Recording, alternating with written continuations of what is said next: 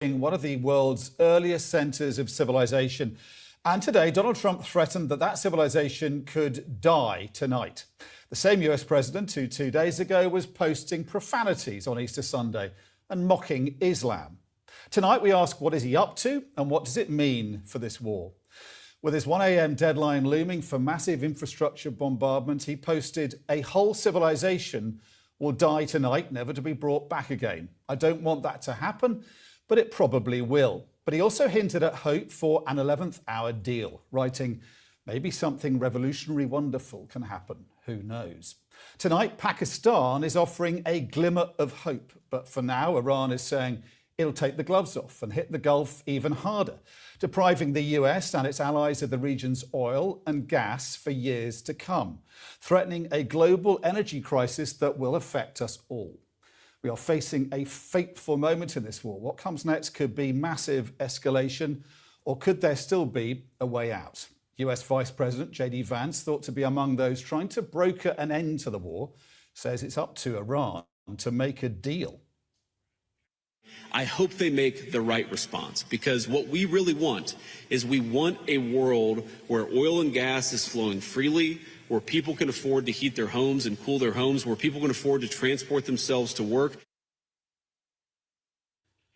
But what's happened today on the ground does not bode well. In some ways, it looks like America and Israel have already started their effort to bomb Iran back to the Stone Age, to quote the American president.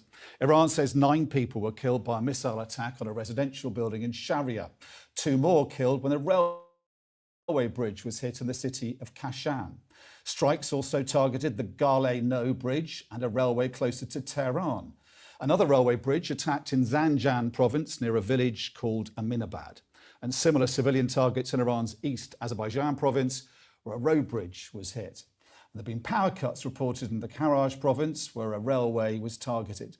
And then there's what happened in Kharg Island, the heart of Iran's oil industry, hit again ominously with multiple strikes by the US for the first time in weeks.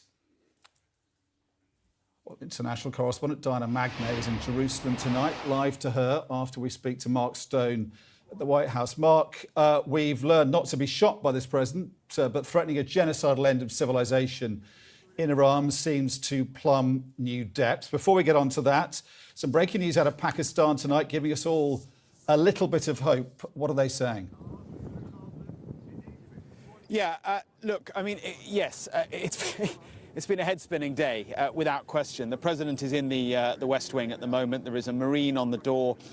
So we can assume that he is in the Oval Office, and we have heard from Caroline Levitt, who is his press secretary, that he is aware of a tweet from the Prime Minister of Pakistan, a tweet which is important, a statement which is important because it could represent the off-ramp that perhaps Donald Trump, well, would he like to take it? We don't know, but certainly I think the world is on edge, and as we wonder what might happen after this deadline, there are many who are hoping the off-ramp will be taken. The tweet, the statement from Prime Minister Sharif of Pakistan reads as follows: "Diplomatic efforts for the peaceful settlement of the ongoing war in the Middle East are progressing steadily, strongly and powerfully, with the potential to lead to substantive results in the near future. To allow diplomacy to run its course, I earnestly request President Trump to extend the deadline for 2 weeks. Pakistan, in all sincerity, requests the Iranian brothers to open the Strait of Hormuz for a corresponding period of 2 weeks as a goodwill gesture. We also urge all warring parties to observe a ceasefire everywhere for 2 weeks to allow for diplomacy to achieve conclusive termination of war in the interests of long-term peace and stability in the region." Reading that, Dom, to me that feels like the most fulsome effort at diplomacy that we have heard for quite some time in this crisis, coming from the Prime Minister of Pakistan, a country which has been at the heart of the effort to try and find some common ground between the Americans, the Israelis on one side and the Iranians on the other side, a country which talks to both sides. And as I say, we know that the the president, the American president, has seen this statement and is considering it. 8 p.m. Eastern Time is the deadline that he has given before, well, depending on how seriously. Yes, thank you, viewers. Thank you for joining me. Remember to like, share, and subscribe. Remember to subscribe. Look at the chat, and the link is there for you to like, share. It's important so that others can be able to join us. And thank you all for joining me this evening, and even if it's relatively short notice. I think the reason why I thought I should do this live is because we could be looking at a turning point in the human history if, Trump decides to do what he threatened to do to Iran.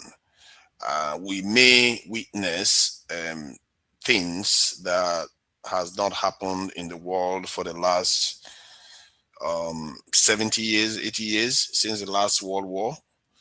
There are people suggesting that maybe Israel was going to use a tactical nuclear weapon against Iran, while others are saying it's just Trump is just bluffing. So clearly, whatever happens, if any of the threats, even a quarter of it occurs, Iran will retaliate and the world will spiral. If we think it is bad now, watch what happens when that happens. From what I've gathered, Iran will retaliate and destroy a lot of oil producing capacity in the Middle East, maybe everything really, and then ensure that the Strait of Hormuz is unusable for a very long time. And if that happens, the world economy is going to go into a tailspin. It will be hard to avoid a global recession, not to mention, some people even argue that there will be a depression. Hence why I thought, okay, if this is the case, it makes sense for one to pay attention, because these events, sometimes they occur, we get used to them, we get used to hearing about them, and we just make it look like it's normal. But these times may be those days, those times we'll remember in the future and say, oh my God, were you around when that happened? And did you know this was what was going to happen? Because people that were alive during the Second World War and the first one, they were busy minding their business, only to find out that, a king or something, or someone, a royal was shot. And before you know it, the World War has started. So you just don't know where it kicks off. And if some people suspect that Israel wants to use Pakistan, that's Iran, as a way of announcing itself as a nuclear power, there is also countervailing information that China and Pakistan has also threatened Israel that if they do that, there will be retaliation. So now you see the potential dangers of what is happening at the moment. And Trump clearly is under a lot of pressure. And this is why we have to be paying attention, because there was this, I don't know if he's a professor, but definitely a doctor. He has done research on this. He calls it the escalation trap, that this is what happens when wars start. That they continue escalating and escalating. It's hard to ramp it back down. And clearly, the only people that will be, enjoying themselves and feeling happy right now is the Israelis.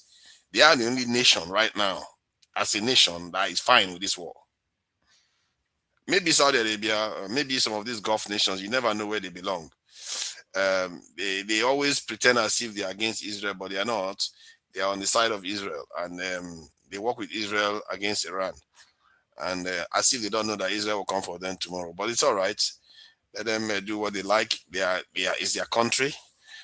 So this is why I thought I should do this live, just for disclaimer, and so that people have an idea what the reason why I cover these things and how I approach things. I may come across as being a little bit one-sided here, this side, the other time, some other time, or I might come across as being biased to one side. I think that is not intentional. I don't want to offend anyone. And secondly, my whole intention is to try to analyze this or talk about these things in such a way that it aids understanding and enables us to get past this way of looking at the world whereby everything seems to be a zero-sum game. It shows you that human nature is a very strange thing. That is why we have to talk about these things. You know how people go to counseling, they go and sit down and talk about, because if you don't talk about it, how do you truly understand? How do you let off steam? How do you come to realization of where you are? So we talk about these things so that we can try to understand what is going on and hopefully give ourselves better chance to be able to avoid the devastating negatives of some of the things that could happen if one doesn't have these type of conversations.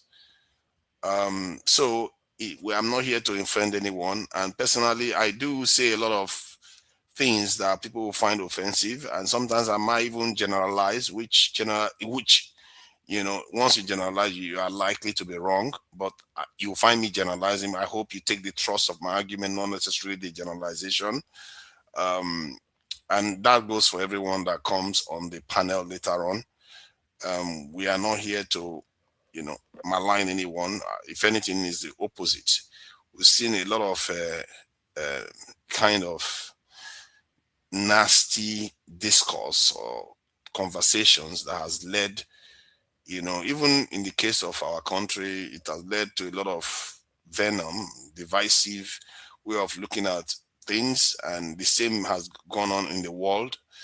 It appears there are elements out there that are just hell-bent on tearing humanity to pieces. To what end, you ask? To what end? Why do we do these things that we do? I'm beginning to think that there is no real purpose to these things that they do. The reason why they do it now is because they are used to it. It's a form of addiction. Just like Nigerians are used to, running a country that is dysfunctional. Once a culture kicks in, it's very hard to break it. Even if most Nigerians know this is not right, but they still find it hard to break because there is something more than your personal will at play. The same is happening with the superpowers of the world. They are used to winning wars, destroying, getting away with it, breaking international law, getting away with their own law. They created international law, they break it. And they are used to it. So it's hard to break that addiction, maybe I should be consulted, I probably need to put myself forward, I should, as a psychiatrist, a geopolitical psychiatrist, for Americans to come for counseling, a kind of war counseling, to help them deal with their urge to go to war, whenever they feel that itch, whether I will give them some kind of patchment or, some kind of, maybe what they call this stuff that mint or something, or breathing exercise, yoga or something, just give them something to keep them from, if they feel like they need to destroy Cuba, they're like, no. I don't need to destroy Cuba. We can manage ourselves. We can talk to them. There has to be something. Americans need some counseling, war counseling. And I put myself forward. Since clearly nobody's qualified. I'm the only qualified person to counsel the Americans to calm down. And who else is likes to fight wars? Oh, the Israelis. Oh no, those ones, they are high on it now. If war is a drug, they are so high. They are like this, like they are so high. It's like you can how can you break Israel out of their war addiction? It's extremely hard. They are a tough case, But I've put myself forward, because these things are rational. You know how they say that whenever they do these things, they always end up at the negotiating table. So what is the point of all the long killing each other and all that nonsense? What is the point of all that? You will still go and talk about it. It's a very strange phenomenon, isn't it? There are very few cases in the world where wars happen and you don't end up negotiating the settlement of the war. Like the Second World War and the First one, I think it was an outright victory, so there's no need to, negotiate. But that said, this issue, I was speaking to an American some years ago, and I told them, you guys, the way you are behaving, I look at your country and I think you guys are the most dangerous group in the world today. Not because you're a superpower, because you've not tasted defeat at home. You don't know what it's like. And you have won the First World War and you have won the Second one. So you don't feel any need to share. I mean, when I say you, I'm not talking about the individual American, the state itself.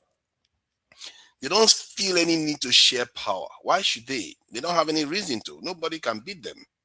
After all, the times that people tried to beat them, they lost and they won. So why should they give up violence, the power of violence? And that's a conversation I had a few years ago.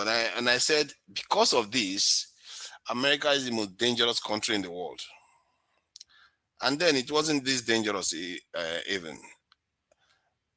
It's not because I think America, their values, they don't value life, but it's just nature. It's the nature of living entities. As a matter of fact, this goes beyond human beings. It's the nature of living entities. When you are rewarded by certain behavior, you're likely to do it again and again and again and again. You will not stop, and you will not know when to stop. And I don't know of any empire that was stopped just like that. They have to be stopped. How do you stop a superpower? How do you stop a nuclear power?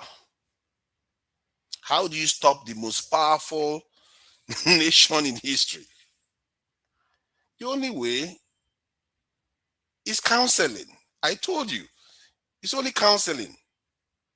They should hire me. You can't beat them. You can't beat them. Are you going to go and spank Trump? Good luck with that one. Or Israel? You can't. The only solution is by solution. They should come and meet me. I had a vision for this, but maybe some other person is more qualified to have this type of conversations with them. Because I must say, people like Putin and the Chinese leader, they know what it's like to be invaded. They know what it's like. So they think twice when they do things. But America is not. That's why Trump can come out and threaten one of the oldest civilizations in the world. Because it doesn't have who is going to stop him? Who can tell him what to do? Good luck with that one. And if he does what he wants to do, let's say he does, what are you going to do? What are you going to do? If he decides to even nuke Iran today, what is China going to do? China is going to sacrifice itself for Iran. They won't. Although they might. They might think, except they think that if we don't do anything about it, we will be next. That will be the only reason, not because they want to sacrifice themselves for Iran.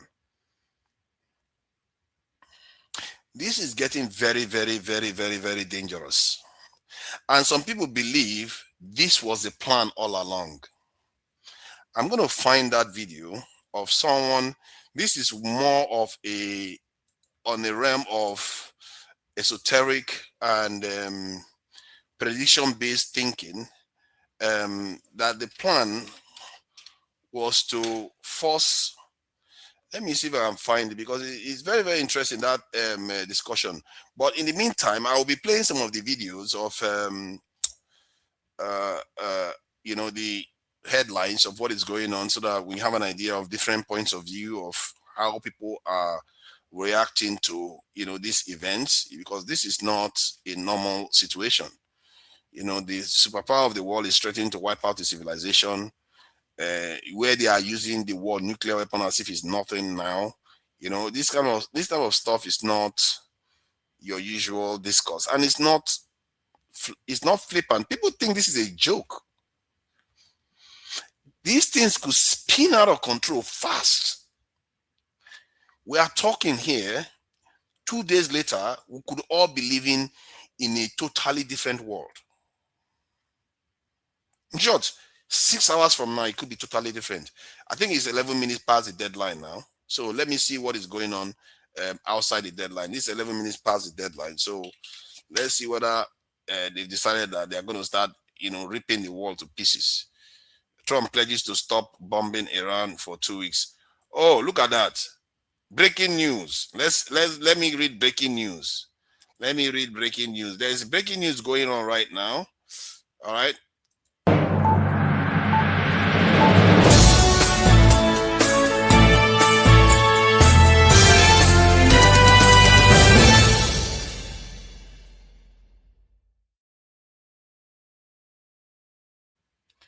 Yeah, Trump has said that he pledges to stop bombing Iran for 2 weeks.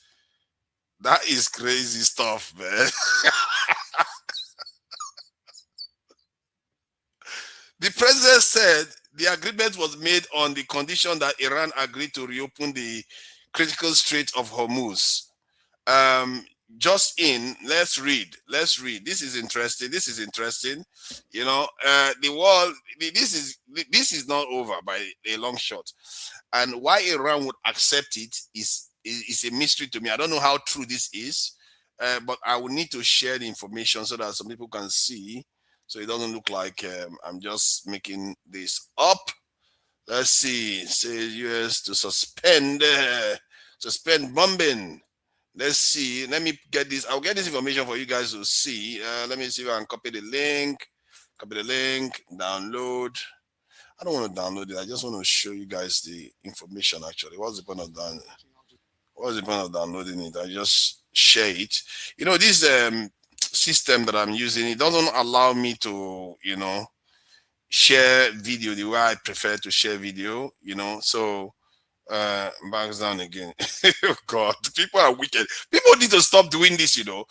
I need to talk about it. This is another evil thing that people do. They should really stop taunting Trump. They are trying to kill us all, or what? Trump is not an ordinary man. Trump is the leader of the most powerful country in the world. It's not an ordinary man. Stop taunting him. This is stupid. Why do people do that? Actually, that's just evil. The guy is a megalomaniac, and you're taunting him. You want him to kill us all? All right. So now let me see if I can play the video so you can.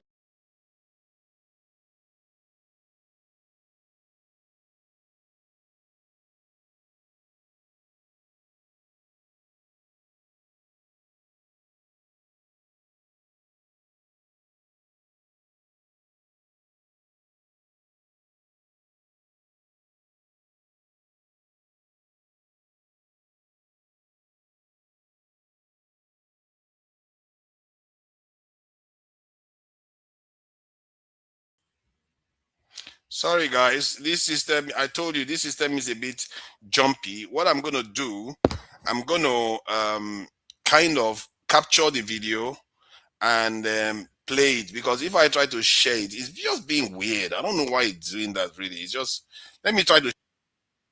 I'll try to share it again, maybe to play better this time. I don't know why it does that. It's just strange behavior. It's not normal. It just does that regularly. Okay, now play it. If I try to play it, I hope it doesn't lose it.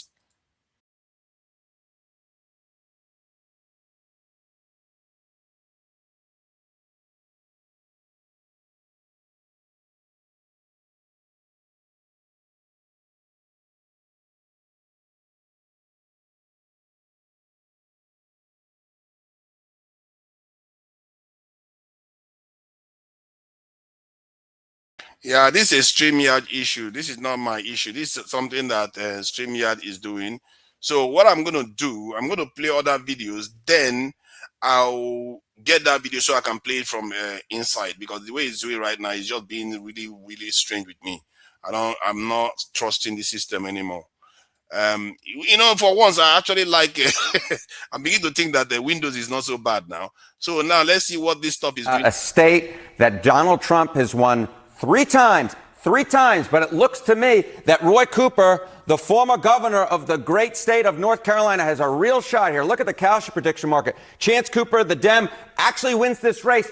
His chances have gone way up. Back on October 7th, if it was 63%, of course, that was 6 months ago. Now, look at this. An 86% chance to flip a Senate seat in a state that Donald John Trump won by 3 points, and he is the clear favorite at this point, the former governor. Now, we call it chance for a Democratic breakthrough, right? Yes. But one thing I do want to point out is there have been Democrats in the Senate from North Carolina before, fairly recently, but maybe I'm dating myself here. I think you're dating yourself a little bit here, Mr. Berman. Why do I say that? Because, in fact, Zero, we're bringing you some breaking news that's coming out of the United States. These are lines that are coming from the Reuters news agency.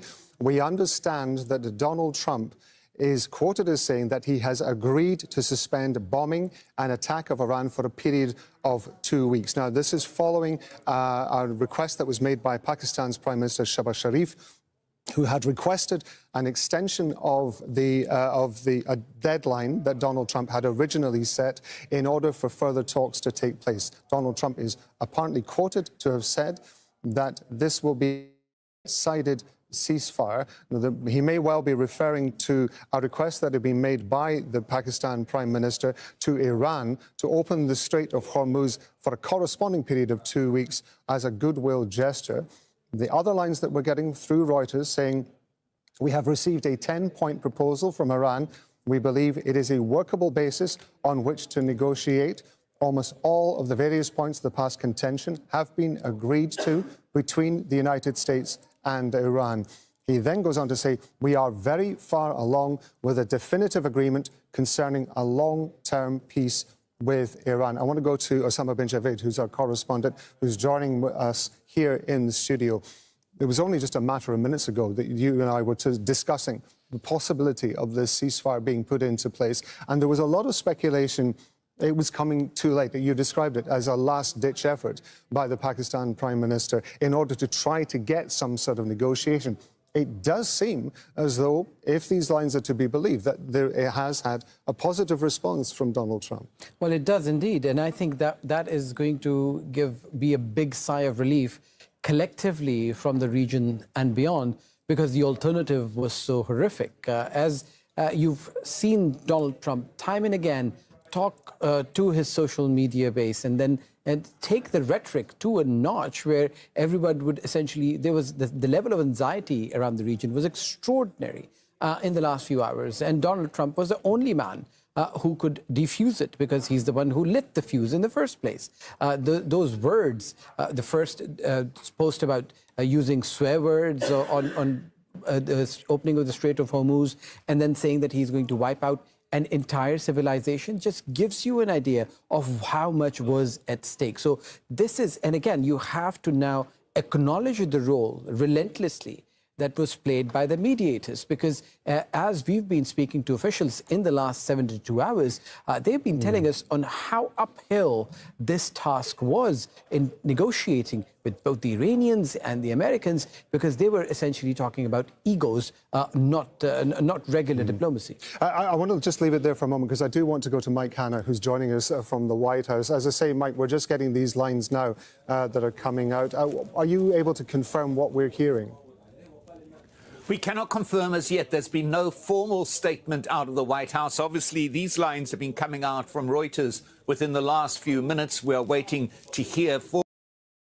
Break in, if you don't mind. Some breaking news, actually, quoted by the Reuters news agency, suggesting that Trump has said, I agree to suspend bombing and the attack of Iran for a period of 2 weeks.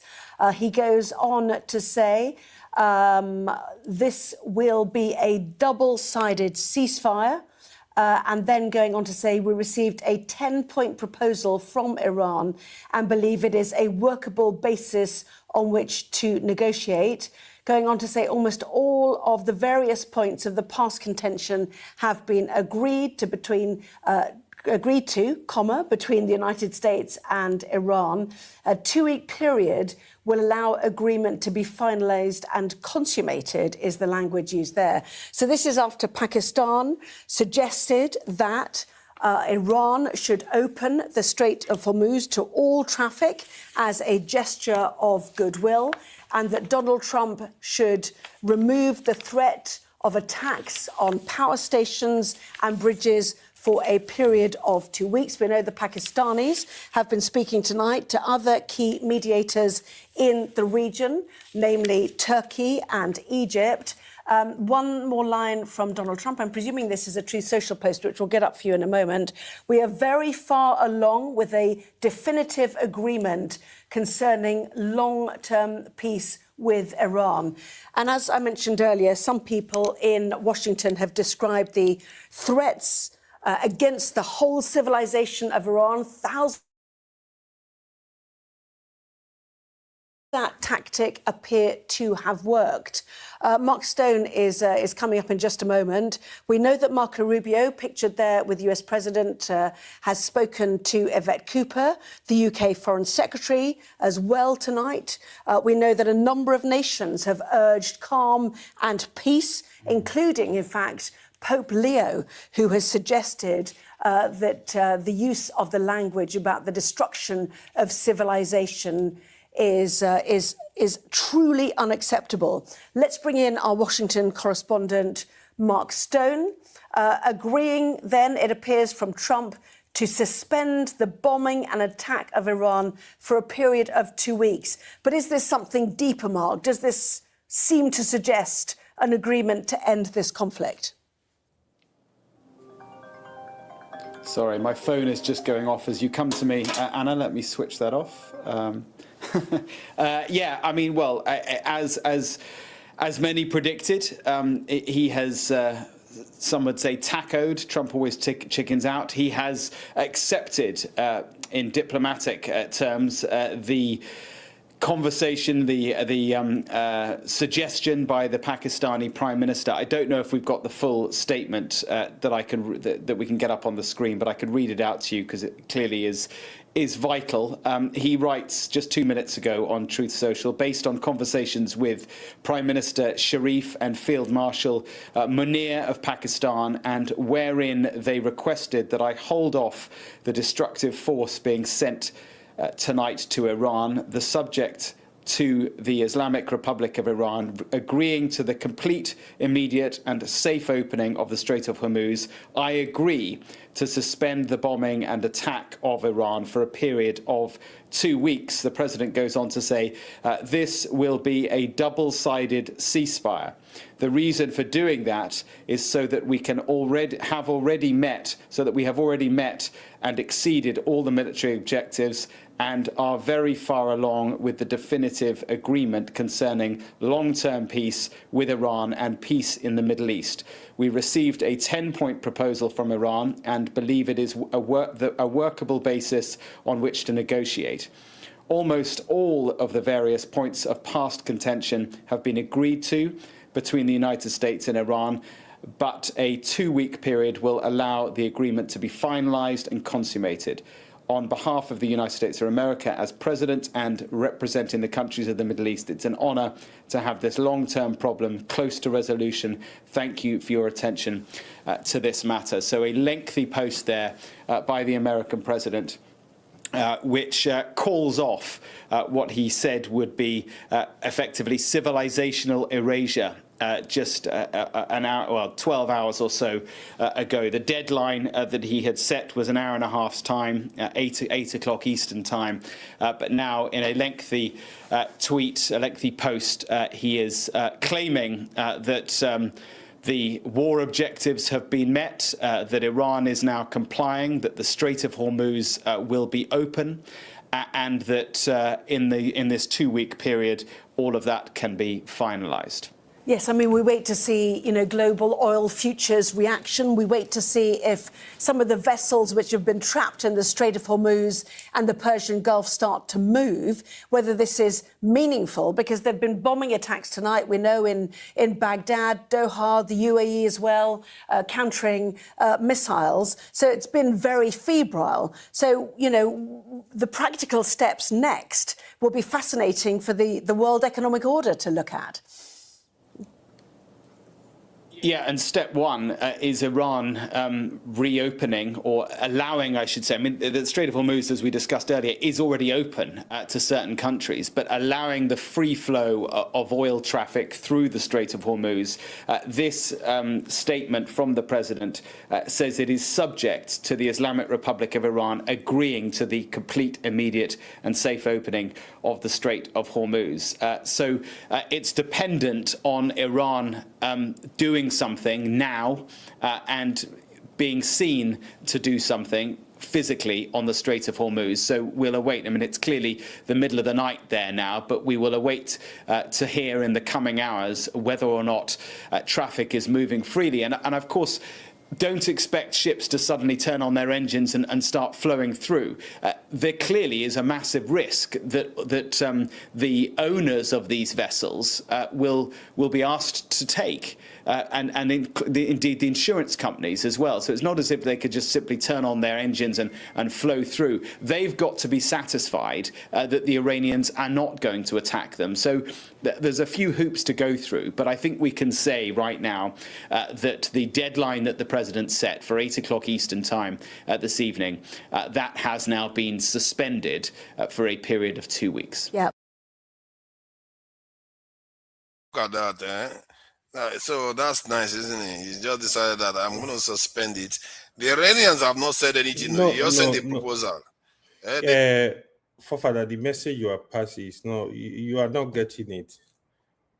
So you need to understand what Trump is doing. For the past 2 weeks, this guy is frustrated. He thought he was going to go to Iran. Can you hear me? Yeah, I can hear you. Can anyone hear me? Are you stuck? Where are you? Oh no, they can't hear me. I can hear you. We can hear you. This connection. Yeah, it's a bit. Can anyone hear me? Why is UK network? Yes, we can hear you. We can hear you. No. I think mine normally is stable. It's just that something changed recently.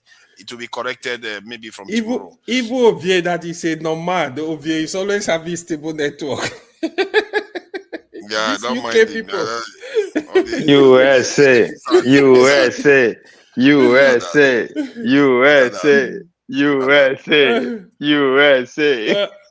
don't know what's happening. All the UK people are suffering. I was saying something, right? So you see, Trump. Yeah, welcome everyone. Thank you all for joining me. That's AY there on the top right hand side. Let me just introduce you so that in case new viewers don't know who you guys are. AY on the top right hand side, and this is Ovie on the bottom right hand side with the 3.5 million gang with the Dada and Jide, thank you for joining us on the top bottom left hand side. Thank you for joining us, and I appreciate you all for coming in. So please go ahead, AY, so that just to introduce you guys. What you say about Trump, right? So let me tell you, Trump, he has been looking for a way out of this war. When you look at this war, the very day he started this war was the day he lost the war. Unfortunately, he thought he was going to go to Iran. I just throw some bomb. Oh, the war is done. Then it got really hot.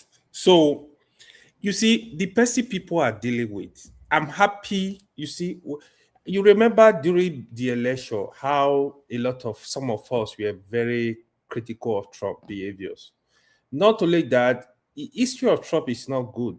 I remember you say, oh, it's not going to go to war. Republicans don't go to war. I kept telling you, I remember even Jide, we kept telling you, no, don't listen to this guy. So the person America are dealing with right now you're dealing with a real sociopath with narcissistic behaviors. In the past 1 week, Trump has been behaving like a 7-year-old toddler. A lot of some Congress members have been calling for Trump in the last 24 hours. It should be impeached. Trump hardliner, they call MAGA supporters. They be calling on Trump, remove him from office. Even go and look for Kadesowet. Kadesowet put out a message. You need to get this guy out of office. That is why when I hear people supporting Trump, I really get crazy. Why do you support this guy? Especially the hypocrite that come on this platform where they support Trump, they are criticizing Tinubu. I think something is wrong with some of us. So today, he has been looking for a way. So here is the ceasefire. Trump has been pressuring China in the last 48 hours to talk to Iran, to submit, blah, blah. You know what happened at the UN today, security? So Bahrain went to UN. They were like, they should force Iran to open up the Strait of Hormuz. So after the vote, both Russia and China vetoed the vote. Then they got crazy. So he has been disturbing Iran, right? China to stop Iran. I think France voted against it too, for what I gather. Even France of all countries. Yeah. So that is the problem, like. So even the Europe, they are actually against him this time, right? Just imagine Canada, that is the biggest ally of America. When America are going anywhere, Canada don't ask questions. This is the first time a Canadian prime minister is standing against American interest. Said, no, we are not interested in the war. We are an independent country, because you are disrespectful to everybody. So don't forget, you are threatening NATO member. You threaten you want to go and invade Denmark. If he ever go to Greenland, the whole NATO country, they are going to fight America to stand still. He should not even dream of it. That would be another biggest mistake we ever make. So here is it, right? After he pressured China have, they have to talk to Pakistan. Please get involved. Look for a way. Let's have some kind of ceasefire. Initially, Iran refused temporary ceasefire. Said they don't want temporary ceasefire. You want to fight? Keep fighting. Iran will not be scared. If you like, deploy nuclear, whatever you want to declare. They are not scared. You saw them today. They are everywhere protecting their bridges, protecting their power plant. This is this is the country I want to see in Nigeria, where the people will come together with that energy. That's why they dislike, there are some things going on in the country they don't like. They come together as one. And here is the most important thing I need you to know. This ceasefire that is going on right now is based on Iranian term. It's not based on America term. So America, we are just waiting for Tara anything. Kangaloo spoke to the Iranian photojournalist about what it's like. Why is he talking? Sorry about that. Sorry, go ahead. Why is this guy still in front? He sure does like the stage. Sorry, I took the wrong person out. Look at that. Sorry. This is my. Although she's not there, she didn't even notice. It's all right. Sorry about that. Go ahead. I think because there was a point you made that I thought I should share a video when you said you wish this is how Nigerians are. Please go ahead. Yeah. So I really wish this is how we can be a united country. The way Iranians are fighting, right? The other thing you need to know, the terms of this ceasefire is based on Iran terms, not based on America and Trump terms. This is what is going on. If you hear him, Iran gave them 10 points, gave them 10-point proposal. He's agreed to work with them. With the ceasefire too, Iran agreed to open the Strait of Hormuz, but they are going to be collecting $2 million per vessel. Get that right. They are going to collect this money. Iran demand. So hold on. I need to explain this to you. It's interesting. Oh my God, man. I need to explain it to you. So because Trump does not have option, he has to agree to those terms. But here is the tricky part. All of us, we are still going to pay for this. We are paying for those vessels. What you are buying from the store, the price will still go up. Your gas, the price will still go up. All of you supporting this evil. If you are in Africa, if you are in Europe, if you are in America, if you are in wherever, you are going to pay for it. Iran are willing to collect the money. Any infrastructure that is damaged in their country, they want to face it. I support Iran. Big up Iran. See, here is the interesting thing.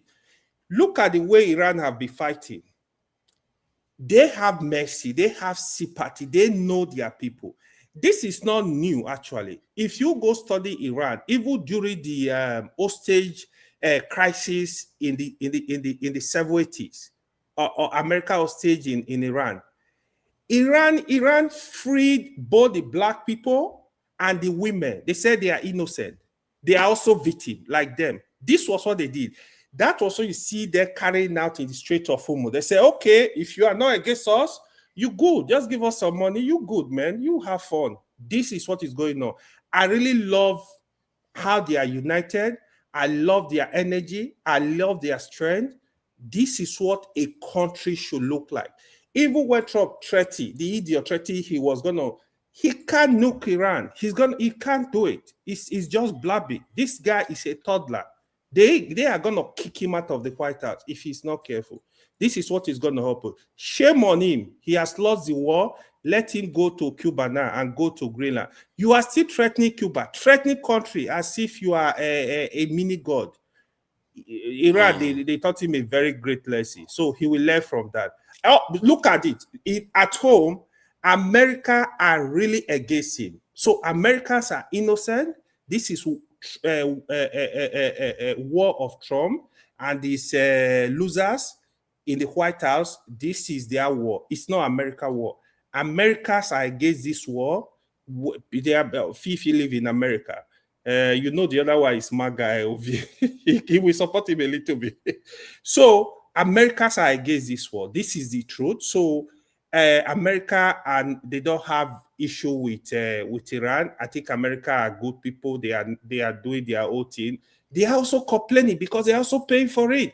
America economy is going down the drain since Trump took over in the last 1 year.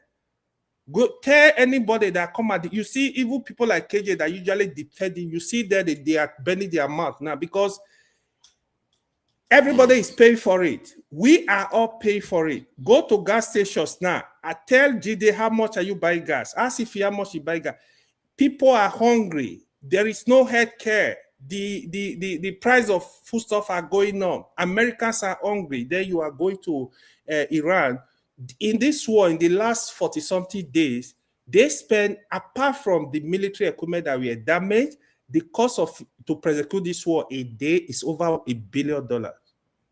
That is the foolishness. Yeah. Now it's telling the Arab country, oh, you are going to pay for it. I hope Arab countries, the GCC, they are going to learn from this, their foolishness of, they thought, oh, America will be able to protect them. Look at what happened to them. Now, all the American bases, they are kicking them out. This is one of the demands of Iran. You have to leave the region. If you don't, we are going to bob you to ashes. Now, the GCC, instead of them to work with their neighbors and have a peaceful coexistence, no, they will not do it. They thought America would save them. Shame on all of them. Big up Iran. The GCC country may really disgrace themselves. I don't think they are past shame now. They don't care about shame anymore. Let me just share something that I saw today. You know, when I used to say that we as Nigerians, we don't have not faced threat before. Let's just play this breaking news actually. No, not this one. Quoted... Why is all this ones showing up? Let me get the one I wanted to play.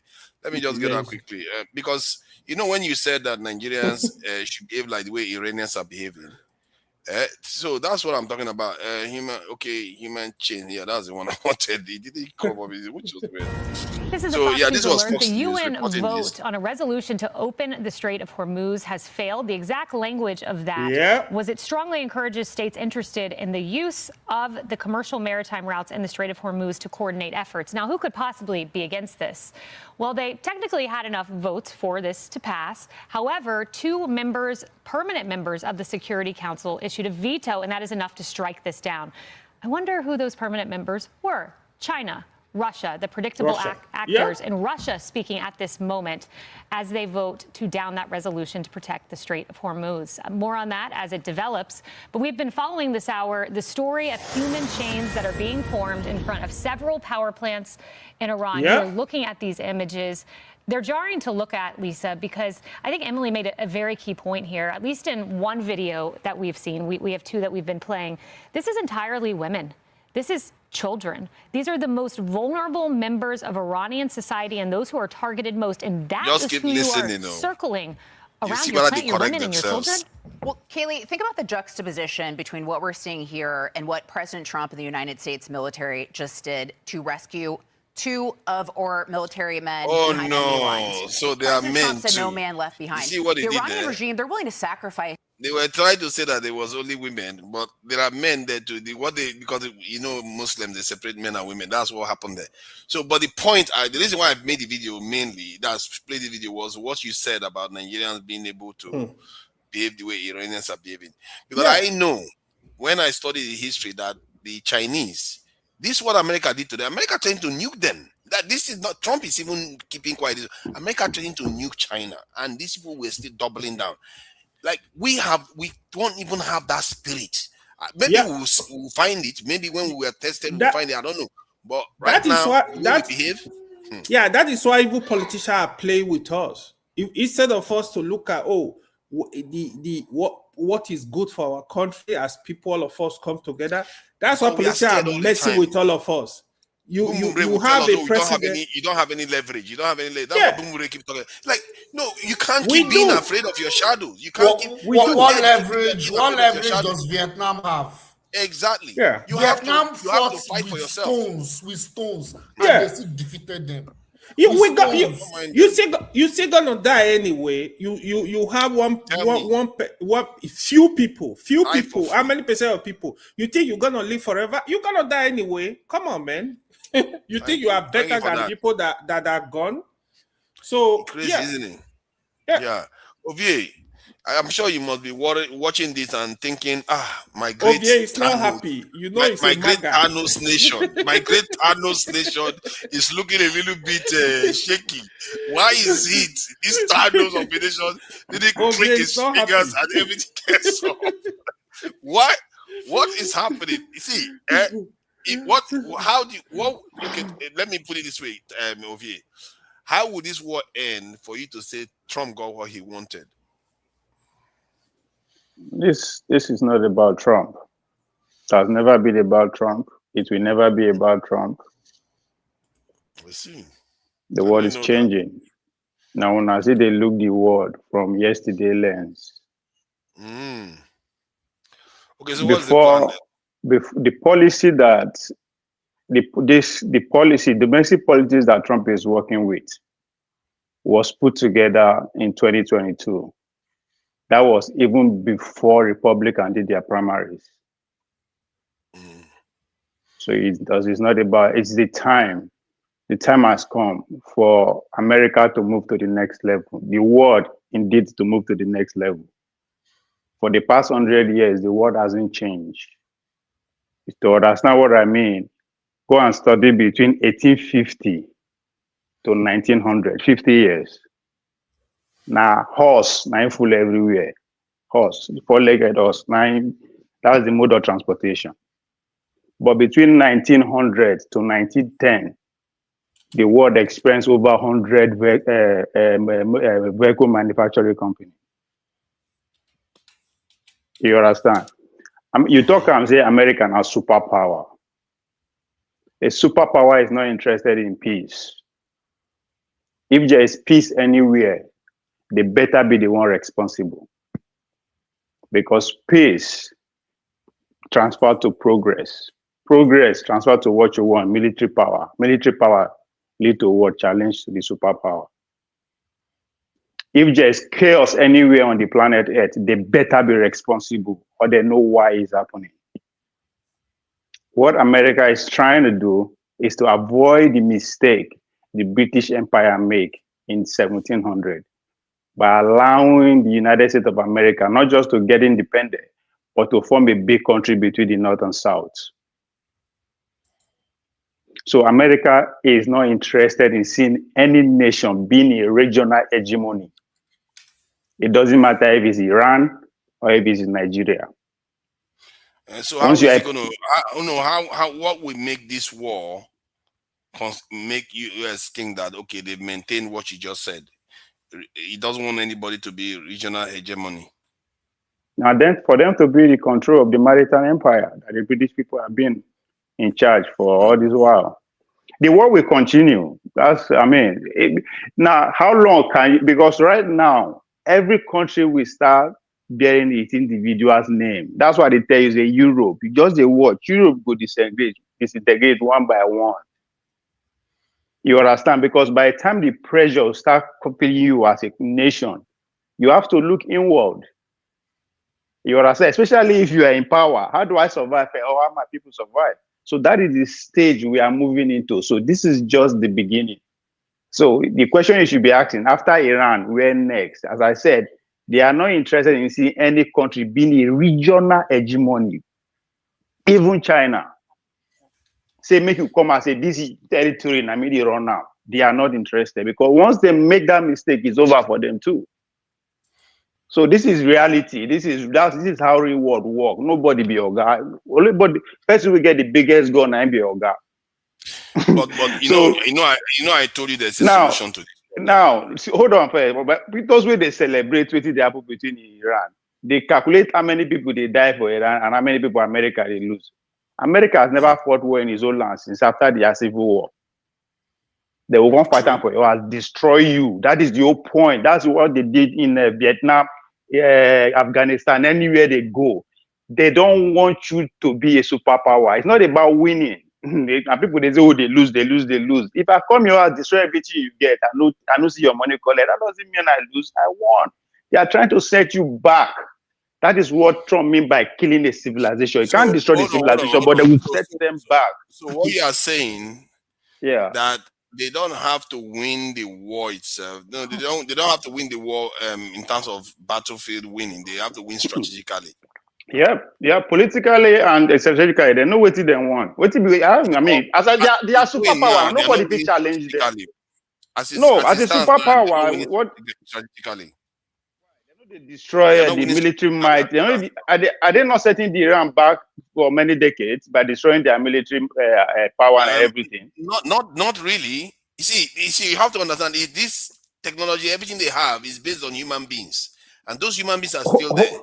That's hold on now to Nigeria exactly. But what I say, setback. I'm not saying they go destroy you now. Setback instead of make you they progress, they rebuild. When you say setbacks, a real setback, we are talking about 20, 50 years. That's what is happening here. To Nigeria. Now your house, then they fight. Do you think about that? The person where they fight you in house, they okay. Then they come fight for your house. No, you guys look at it like that. Let me say something. That's not true. Because America is suffering because of the dollar issue. You see that the petrodollar. Okay, in this instance, let me ask you this. In this instance, where Iran, they are going to be collecting money from Strait of Hormuz, $2 million per vessel. What they are saying, they are going to collect that money to rebuild whatever that was destroyed in Iran. I think Iran now on track. Why you talk? I listen now. Allow me talk. I said the war just start. I not say the war don't finish. Okay, go ahead. We're talking about years. You. The war, they disintegrate the world. It's just the beginning. I don't know why everybody. It's where you just sit down, just they enjoy the thing, because nobody know what is happening. Only those who are at the front of the war, and then will tell you this is what is happening. Right, but all you need to do is to look at the economies. As I said, that's why I said look at it from individual country. Who is winning, who is losing? You said it. When they carry out vote at the UN, what happened? The China and Russia said no, they should leave it closed. Forget 2 million where they collect. You understand? So everything we will hear from media, so everybody wants sell, everybody want get click, everybody want push propaganda to future. Even the Iranian, the Americans, everybody they push, right? Just enjoy the process. But if you understand the way history, the world, the way this country they operate, then you understand that this thing where they do so, they don't just start them because it's from there. It's a policy that has been enacted decades ago. decades. So you are just have, so they know what it is. It doesn't matter who is from. So I'm trying to understand what you're saying. Can you like make it very simple? What? Tell me what you don't understand. Maybe I will. Like you are saying that there's more that we don't know, but you're not explaining what we don't know. It's just like you're making it so that there's more to it. Okay, awesome. Now, but like, can you like expatiate? Like, yeah. What is it that we don't know that the American empire is declining in front of our eyes? Like, I'm trying to understand. You know what do you mean? Right? Hold on. What do you mean by decline? As we speak, they are going to the moon. They are the front of technology explosion. The modern way of building factories has been going on every length and breadth of America. I mean, tell me, what do you mean by decline? I don't understand. Number one, that's not even true. America is deindustrialized. That's number one. Number two, hold on. Can you repeat what I said, please? You're talking about factories. The American has factories. America I said they are building. They are building, but what about people that have already built and are more industrialized? Hold on. When you reach your time, you speak. Now you are in a grammar way. They use. Hold on, please. Hold on now? Hold on. I just answer you. I just answer your question. I say, what do you mean by decline?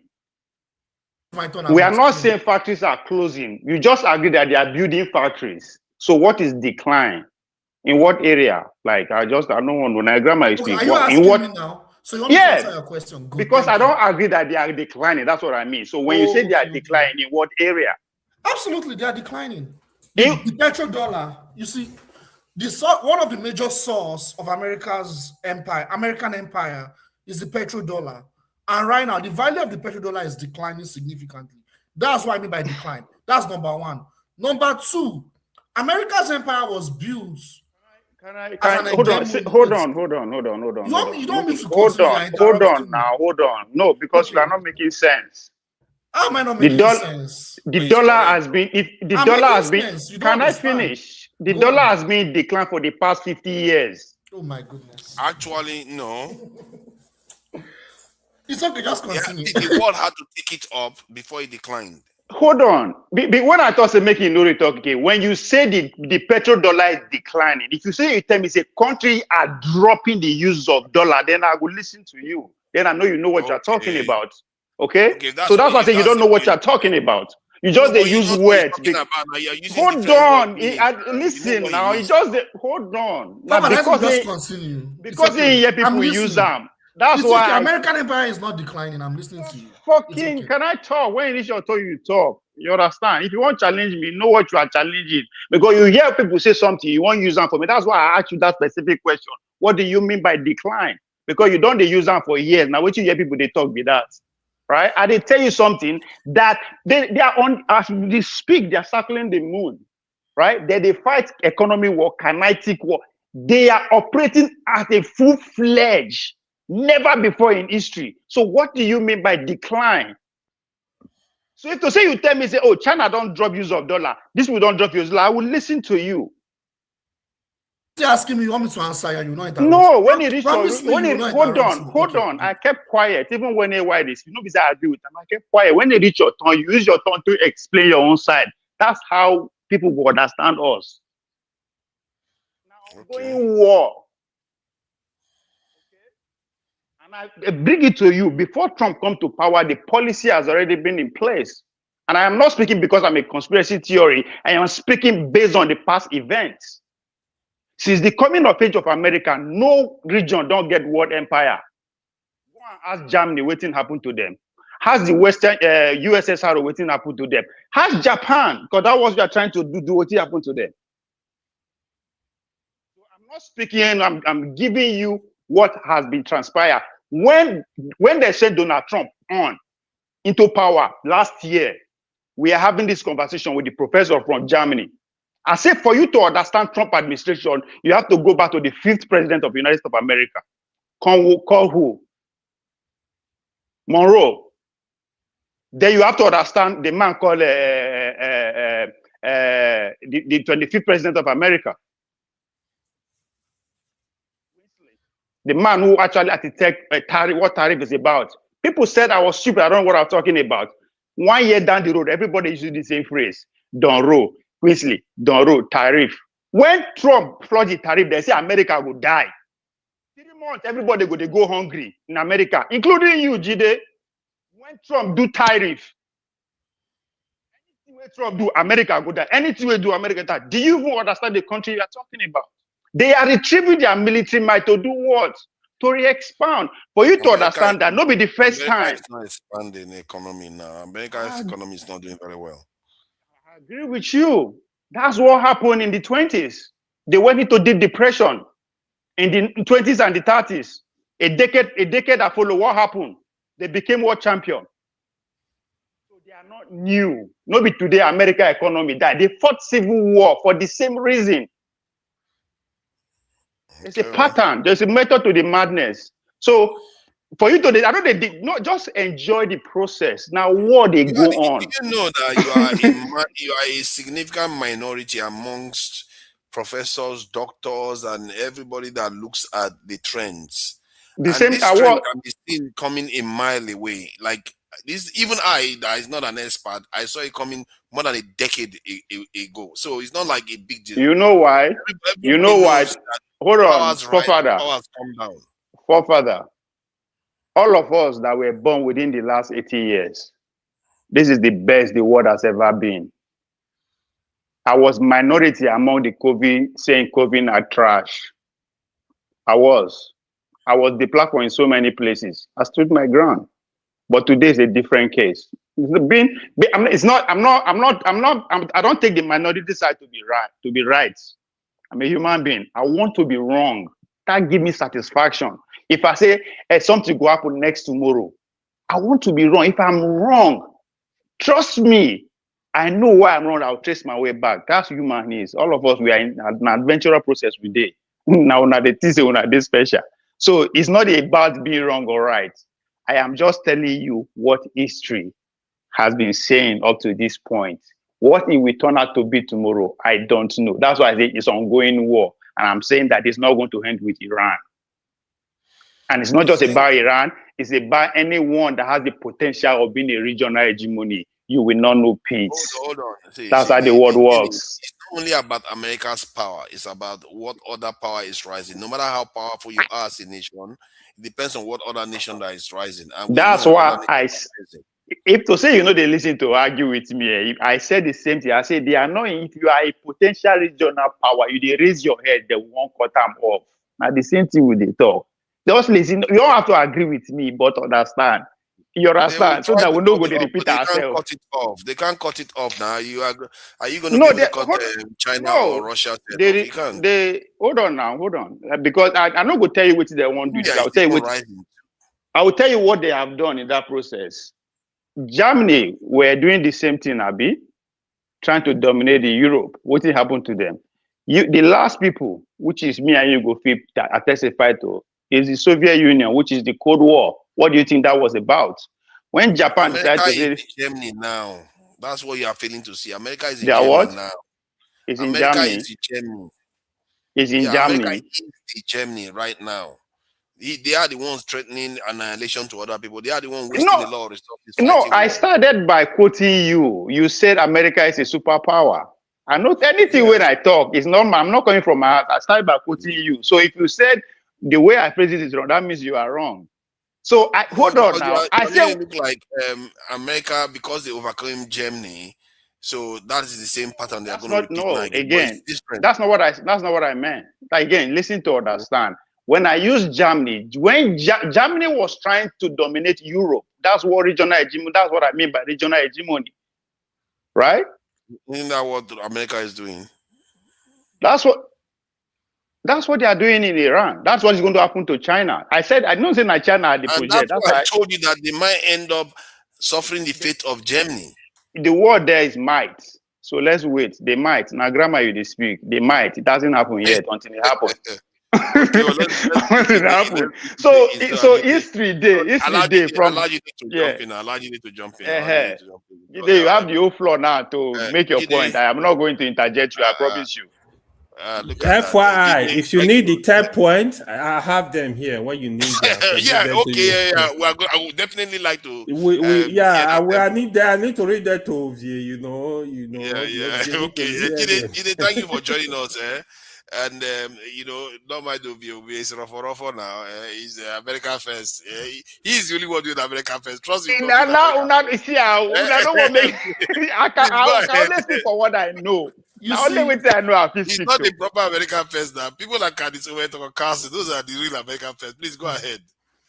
Yeah, thank you so much, fathers. Thank you for organizing this show on a Tuesday. Not our usual weekend, but thank you, man. It's right on time.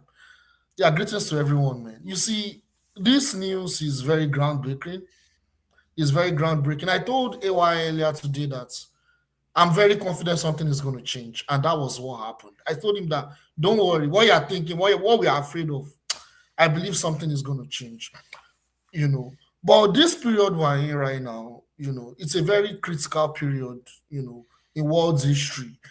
Yet again, we are seeing a resistance nation fighting U.S. imperialism, with its last BLOD. I don't want to use the word directly because we're still on YouTube, but they are fighting with everything they have, everything. Even when they are being stabbed, they are being strangled, they are still fighting. That is the people that have honor. That's the people that have integrity. That's the people that have the spirit of justice. That's the people that have it, and it is the Iranian people. So you see, this war is not over.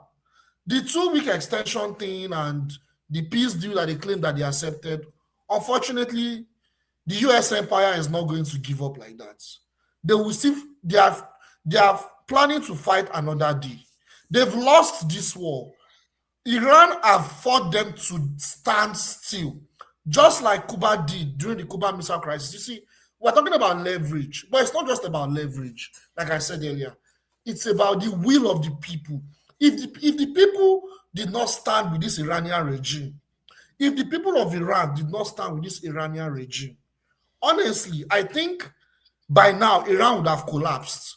But because of the country now, they would have But because of the will of the people, they are willing to die for what they believe. They are willing to stand for what they believe. They are not willing to sell their soul to the DEVIL. They are not willing to sell their dignity. They are willing to stand for what they believe, no matter what other people think about them. These are people of honor. Because you see, when I talk about the fact that the U.S. empire is declining, this is how a declining empire behaves. They are depraved, they are desperate, they are heavily deranged. We're talking about fascist Germany. Before Germany became fascist, they became fascists, Germany was one of, if not the most industrialized country in the world. Germany was the most industrialized country in the world. But after they lost the Second World War, they became more desperate. They became deranged. And that was how they initiated the Second World War. And look at what came out with Germany. The same thing with the Ottoman Empire. When the Ottoman Empire was declining, they became desperate. They became deranged. They committed genocide on the Armenians. This is across world history. This is how declining empires behave. This is clearly a declining empire. They've not completely achieved their geopolitical goals in the Middle East. So they are becoming desperate. The mask of democracy, the mask of human rights, it is now slipping away. So they're not becoming more open, more vile, more wicked, because they do not have any narrative anymore. The narrative is breaking down. They can't use the narrative of democracy, human rights, dictatorship anymore. So that is why this man is so deranged. That is why this man is so desperate. He is representing the U.S. empire. He is manifesting the current situation of the U.S. empire. And you see, this is just the beginning. I want everyone to know this. This is not the end.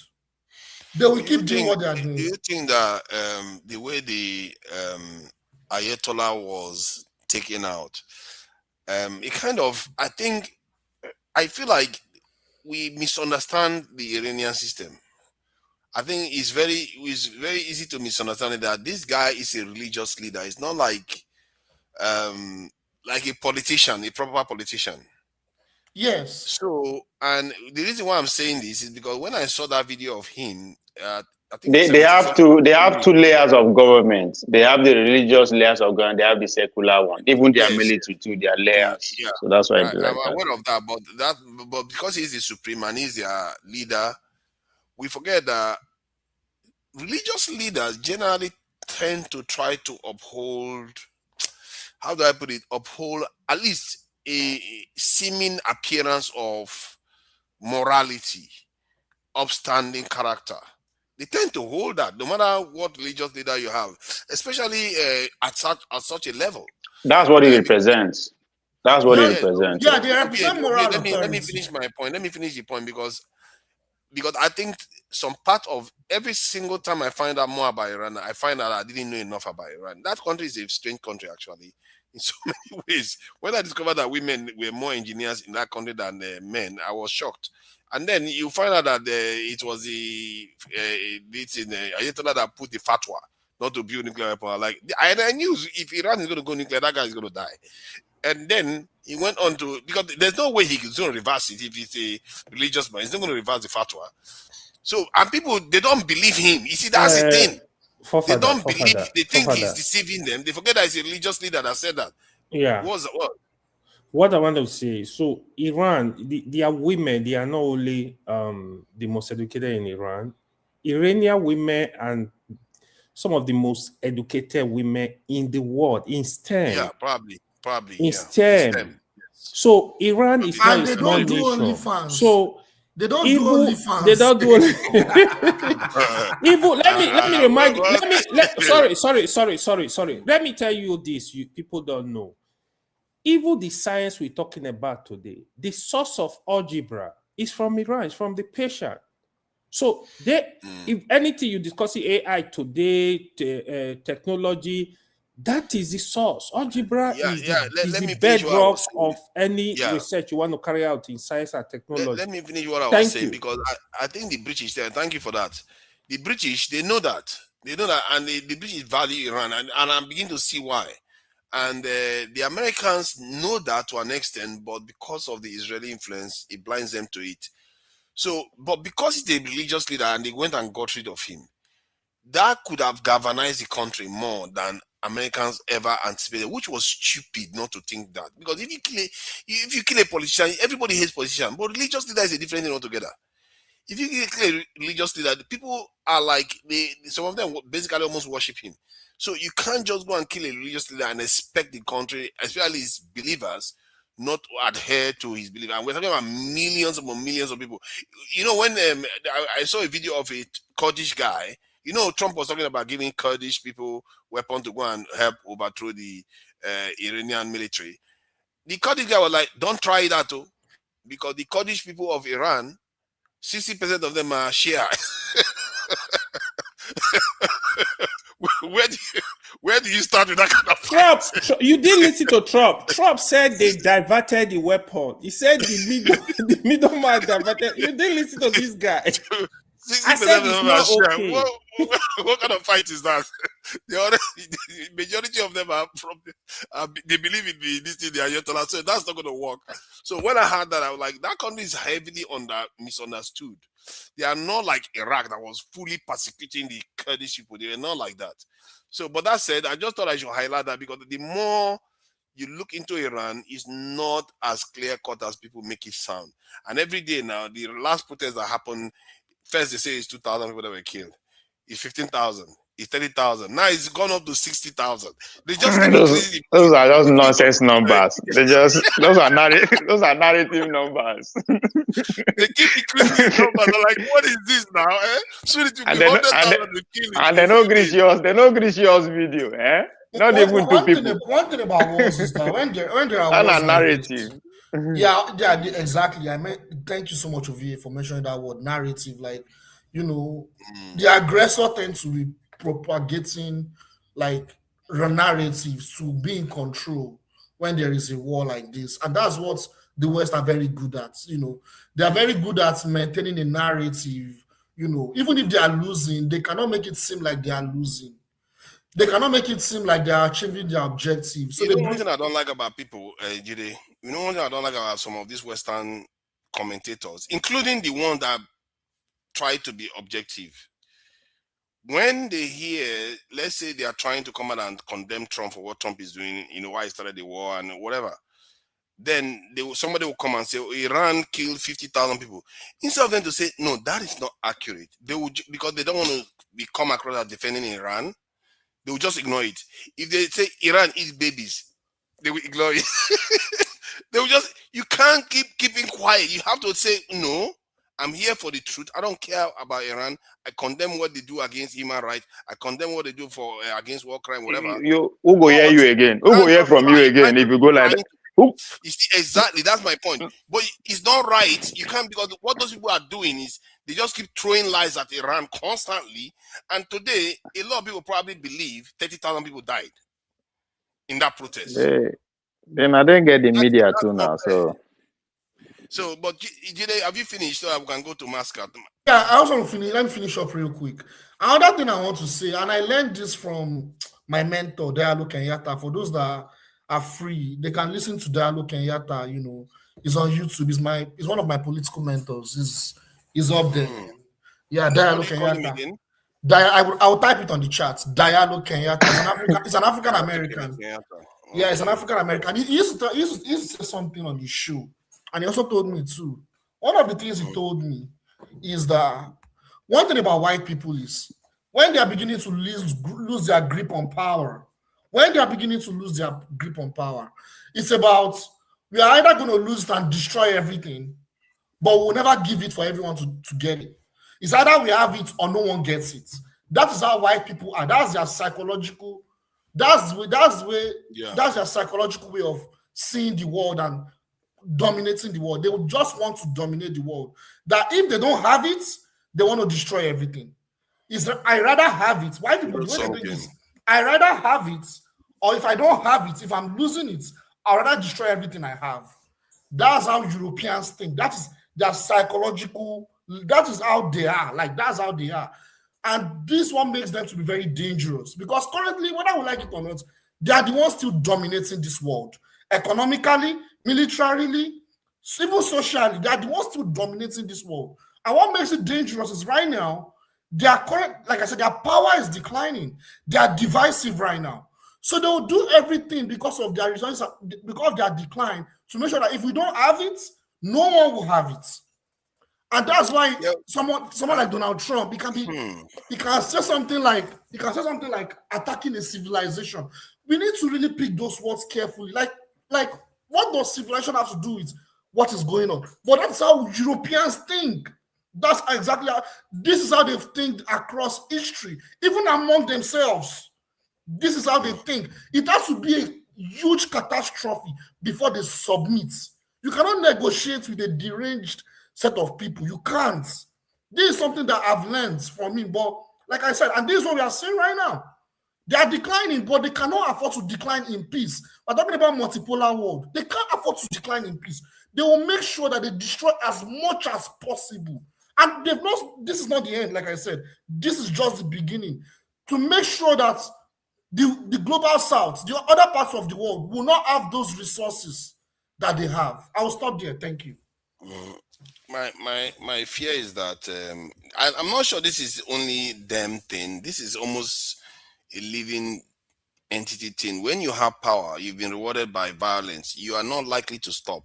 This is why I recommended that they do war counseling. People think it's a joke, and it looks like there's no war counseling system in the world. So maybe they can consult me. Maybe we can talk about it, and they pay me, and I discuss with them on how to, take care of this urge to go to war. And this it's a real urge. Make no mistake. I have evidence. Can this Owen caught Trump saying it? Like, because Trump, they asked Trump why he went to war. You're like, it's like a force of habit. Trump literally said it. Like it's a habit to go to war. And it's very funny because it's the natural state they are in. They are already used to winning wars. So why would they stop? They will not stop until they are stopped. Somewhere along the line, America, Israel will have to be stopped. And that is what it required to be on top. If you're on top, you better be fighting. If not, they will take you down. It's just the law of nature with that. If you don't get enemy, you go look for enemy. The way you are looking at it is different. The way I'm looking at it from the point of view that we are at a kind of a precipice right now, whereby if we let things get out of control, we are all going to be in some serious trouble.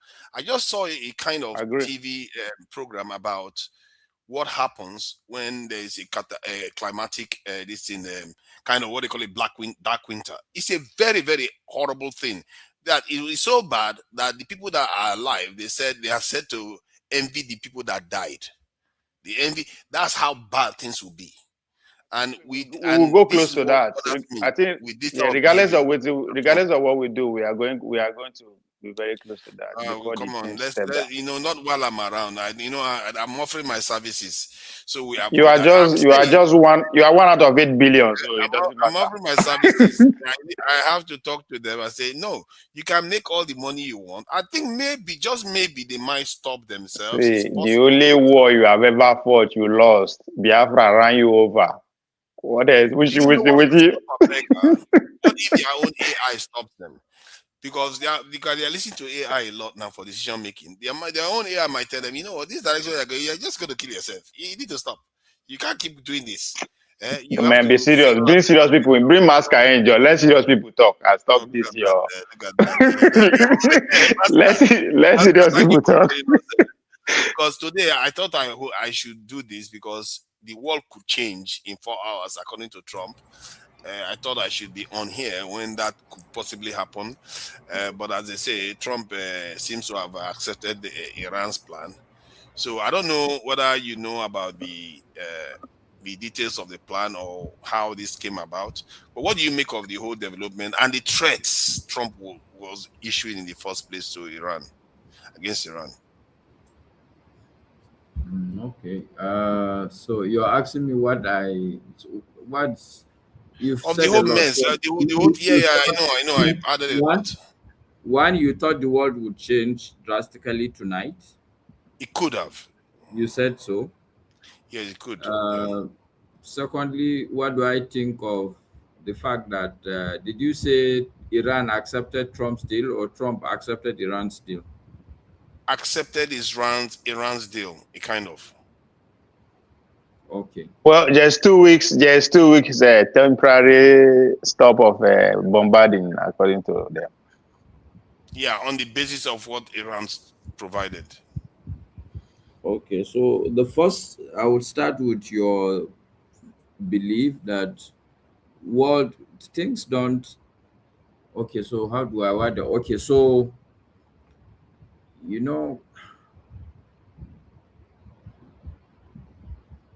life is, I will use the word stacked. Life is stacked. What I mean by life is stacked is that like we're individuals, then you can stack us up to be a family. You can stack families to be a small community. Then you can stack a community to be maybe a group of people, then a society, a country, and then globally today, a committee of countries.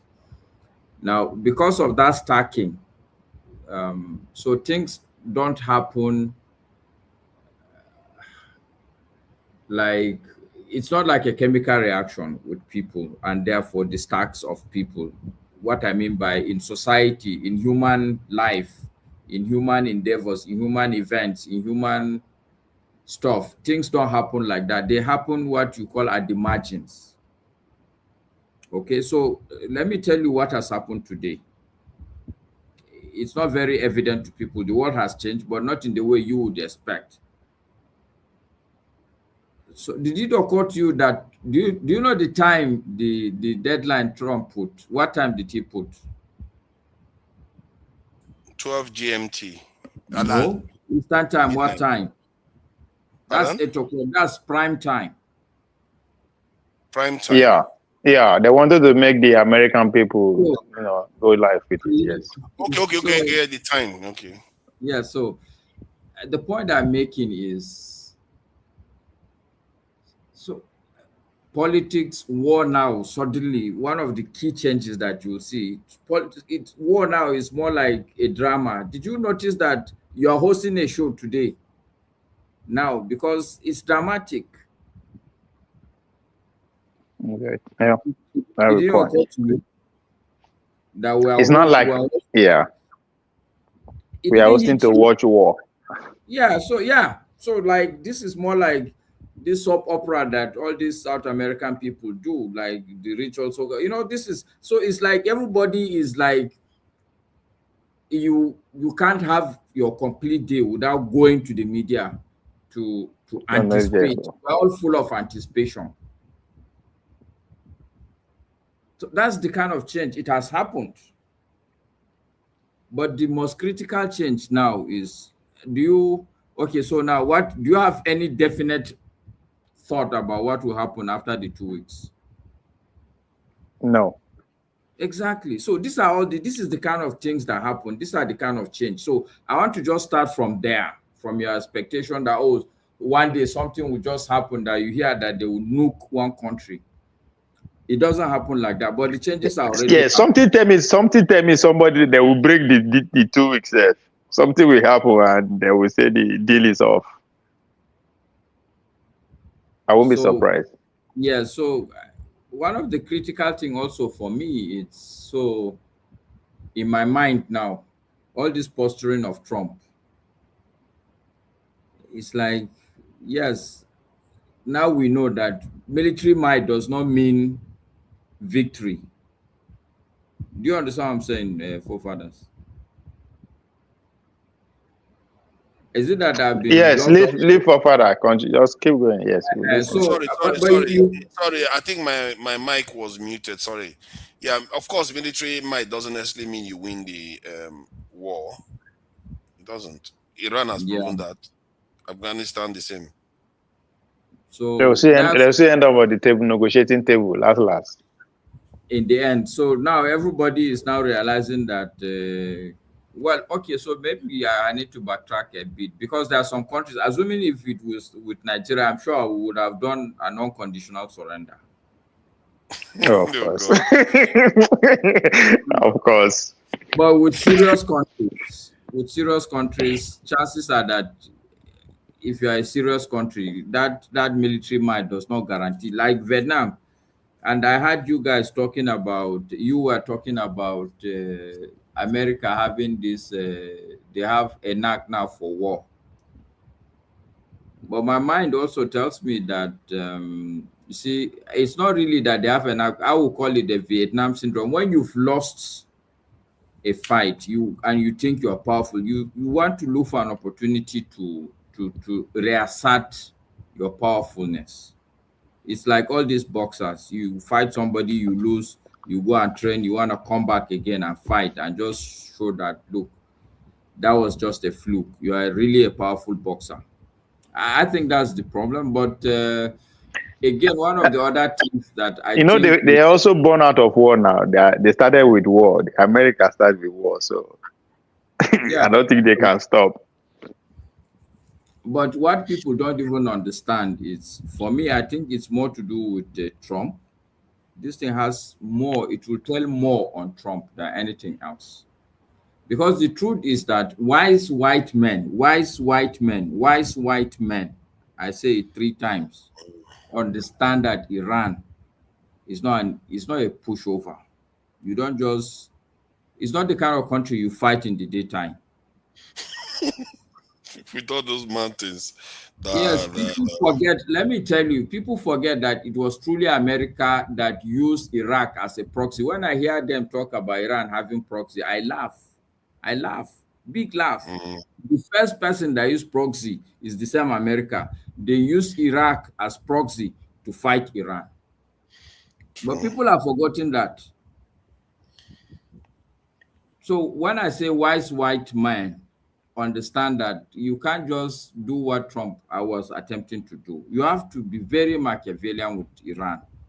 That's why somebody like, I think it was who pushed, it wasn't Reagan that pushed Iraq to fight Iran. Yeah. Was it? Yeah, okay. It was Reagan. Wow. Yeah. It was during that period for sure. Yes, I'm not going to come at you directly. I'm going to use somebody as a proxy. But having said all this, I think for me,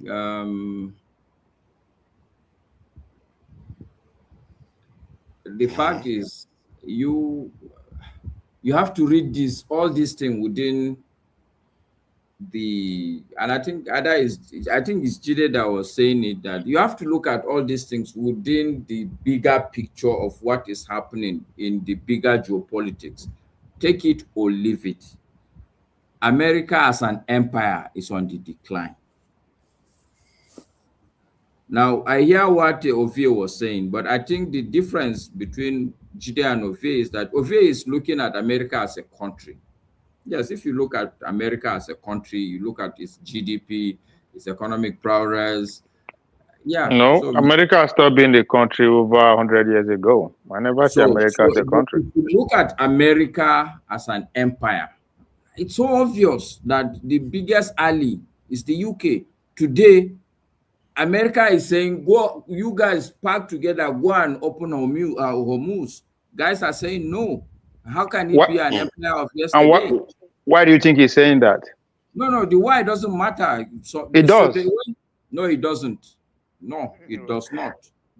Look, what killed a man does not change anything on the fact that the man is dead. No, what killed the man matters. No, it doesn't matter if you are looking at whether the man is alive or dead. The man is either dead or alive.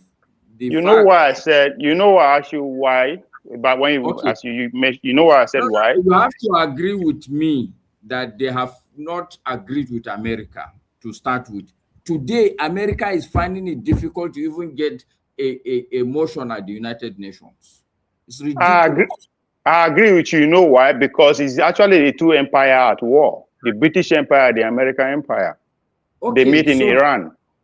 So that's why I asked you, there's a reason why the British no one respond. No, I don't have a problem. So this is why I said I will not go into the argument of why. Because the fact of the matter is that two brothers today are fighting in the public. They went to Iraq together, even when at the end of the day, the evidence showed that they all were lying among themselves. Today, America is no longer the same empire it used to be. Nobody is going to argue with that. As an empire, it's on the decline. But when you say decline, you should be able to back it up. Say, okay, this is it. I gave you two very solid points. America as an empire is commanding its NATO allies, and they are refusing. No, America is leaving that's why I say there's a reason for all this. America is leaving NATO. NATO is together for the past 80 years because of America. So the question will be, why are they leaving? You know, it's my time. So you're right. It's your time. Go ahead. So I should guide the discussion. I can go into the argument of the why with you, but you have to agree with me, yes, that they did not agree. America said go. They said, no, we are not going. We have to agree on that. That will form the basis of then going into the why. If you don't agree with me, then the why discussion should not suffice. But do you agree? I don't disagree with people. I try to understand. I'm not going to. So it's not about disagreeing. Do you agree? Do you agree that America told its NATO allies that they should come and join this war? They said no. You never told before they started the war in the first place. No. See, I don't like this attitude of it. My God, yes, with the public, with the analyze the life event, you the same thing about the answer. No, I'm not be small picking. I'm not here to do ABC and D. I read. Look, it's not yes or no. I'm not asking you for yes. I disagree with you. That's what I mean. I disagree with you. I disagree. If that's what you want to hear, I disagree. It's okay. So look, if you disagree, I'm okay with it. I mean, like, I always put the caveat that what I'm saying is just a conjecture.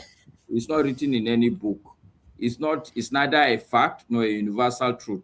It's just my own opinion. Exactly. So since it's not a factor about you, why do you want me to say yes and no? It does. You see that doesn't make sense. So that's why I said. That's why I say I understand you. I understand. See, I disagree, I don't disagree, which I do understand what you are saying. But you are telling me to say yes or no.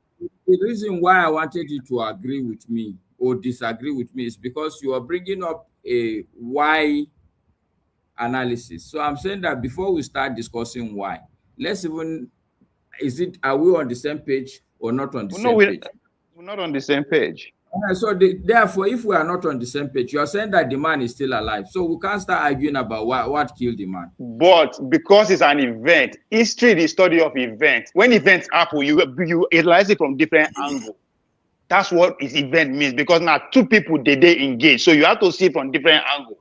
So that's why it's not about disagreeing or agreeing. It's about seeing your perspective and know where it's coming from, and see the other person's perspective and know where it's coming from. So the idea of yes and no, now children do that. Aware of that, but the point about Trump asking for NATO countries to help support with this war is a factual, objective statement. It's not saying go end civilization. Trump said a lot of things, so you have to know the reason why he says things. We are not, come on, we'll be children. All of us come here now. Come on, all of us. We believe that we did a lot of research.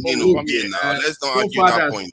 Let me just land. Let me land. Like I said, my final destination point is that we have to look at the ceasefire agreement within the general context of what is happening in the bigger and greater geopolitical realm. The fact that America as an empire is on a steady decline. And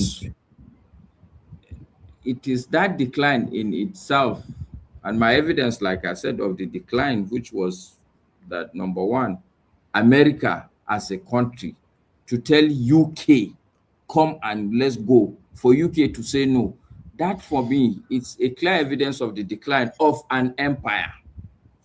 Because that was its biggest, every bully has somebody, has a tag along.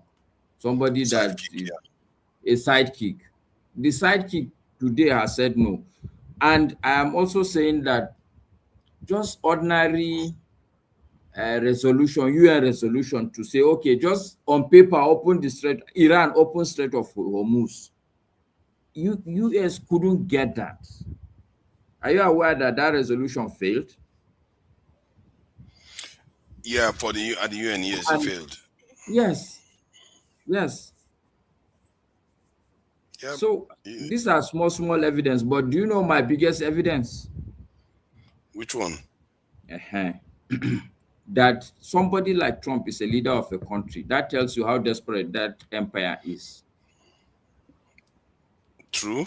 The real reason why a country will elect somebody like Trump is because they've become so desperate. In my place, they say when somebody is drowning, if you give him a sword, he will hold it. This is what is happening to the American empire. They are doing all sorts of things. This is the only reason why they will fall for the argument of make America great again. Who is going to argue? The people in America have agreed that America is not the America it used to be. Where would the argument of that America is declining come from? The Americans themselves, the last person that won the election, his motto was "Make America Great Again." So there can't be an argument. Like Jonathan Goodluck would say, Americans will know, right? Americans will know whether America is great or is no longer great. And every empire that have collapsed, that is the sign you see. Two signs normally happens. The one outside, which is what we are seeing in Iran. Okay, we've seen it in Venezuela. Like you're desperate to hold on to what used to be your own, but now you can see that the thing is getting out of your clutches. But for me, the bigger sign is when you look inside the whole environment of the empire. That tells you a lot. Look at China, for instance. How many crises do you have coming out of China? Very rarely. What does that tell you? For me, it tells you that empire is on the ascendancy. Yep. Because inside you must collect yourself together first before you can even go out and venture to truly be an empire. And also, Master, to reinforce what you said, an empire that is ascending commands authority. Yes, it's not, and that's a very important point to explain what is happening outside. There was a time when America would say, and it would be done. It doesn't have to carry any stick on anybody. People, I used to know when we were young, people will you will see people wearing shirts of American flag, black man in Nigeria. All this terrorism that people talk about, the truth is that half of it is born out of American desperation. But I think so that I will not be the only one talking, I'll rest it there. Thank you. So thank you for that. I was trying to find a video, and that video is a bit annoying to find, but I'll find it hopefully maybe during our next live. So AY, did you manage to get the 10-point plan that Iran proposed to Trump? AY, can you hear me? Or let me see if I can find the 10-point plan, because that would be interesting to know the actual details. Iran 10-point plan to Trump. All right, so I'm not sure they've shared it, and AY cannot hear me. Iran considers itself victorious because it survived. I know. Initially, when the war was going on, it was about 25. So I think they might have compressed it or made some concession to make it 10. But I think let me check it. Yeah, I thought AY said he had it now. Now he just decided to disappear. So, but that said, anyway, regarding the pressure, for learning from what Iranians have been able to withstand, this is the same thing that the Chinese will have to withstand to get out of. And somebody predicted last week when I was watching this video, an analyst, he said Iran is going to emerge from this a superpower. I never saw that one coming, but it might actually come to fruition. That might be Iran need to be a regional power first before you can be a superpower. There's level to life. That there is some truth there. I don't know. Maybe wait. Let me give you this. Let me explain this. Let me explain this to you. Sorry, Obie, not the superpower. I didn't say he said a world power. Let me. They're already world power now. They are among the top 3 powers in the world. That's not world power. Iran is not among the top 3 now. Come on. Oh, you're talking about Iran emerging as a superpower. He's going to be one of the world powers. That's what the guy was saying. The analyst. I thought you are talking about because see, even that's if you use America as a strategy, because the American might be the baby of the house in terms of talking about empires that come. They build on what the Roman call cyclical. It's a periodical, just like human being, right? They'll born you as a kid, you grow up, you become a man, reproduce, and you die. Pretty much every 20 years, right? Human being change, evolve. That's how American country exists. The first at the birth, now be the Civil War of 1676, right? That is the Civil War to wrestle themselves away from the British Empire. That is a political victory. They never get military might. They never get economic might. In other words, most of their institutions are still being run by the British Empire. And some people will argue up to today. 80 years later, waiting happened. They had to fight civil war to bring the nation under one federation, to bring the South and the North under one federation. 80 years later, they have to venture out of their domain, which is what James Merrill approached the Congress, that they are of age economically. Every European power had to leave. They not be war powers at that time. Oh. All the British, the French, everybody had to leave. Those that they buy up, they buy them up. Right? Yeah. 80 years later, Fathers, I found the 10-point peace plan. Should I say it? Yeah, I found out too. Please let me just found finish. it myself. Okay. Yeah. Years later, they had to dominate Europe. Their what? The Second World War. Now, if you look at every junction, the economy suffer, the socio-cultural, everything suffer, but they emerge victorious. So now the fourth 80 years you they see so. So what is happening?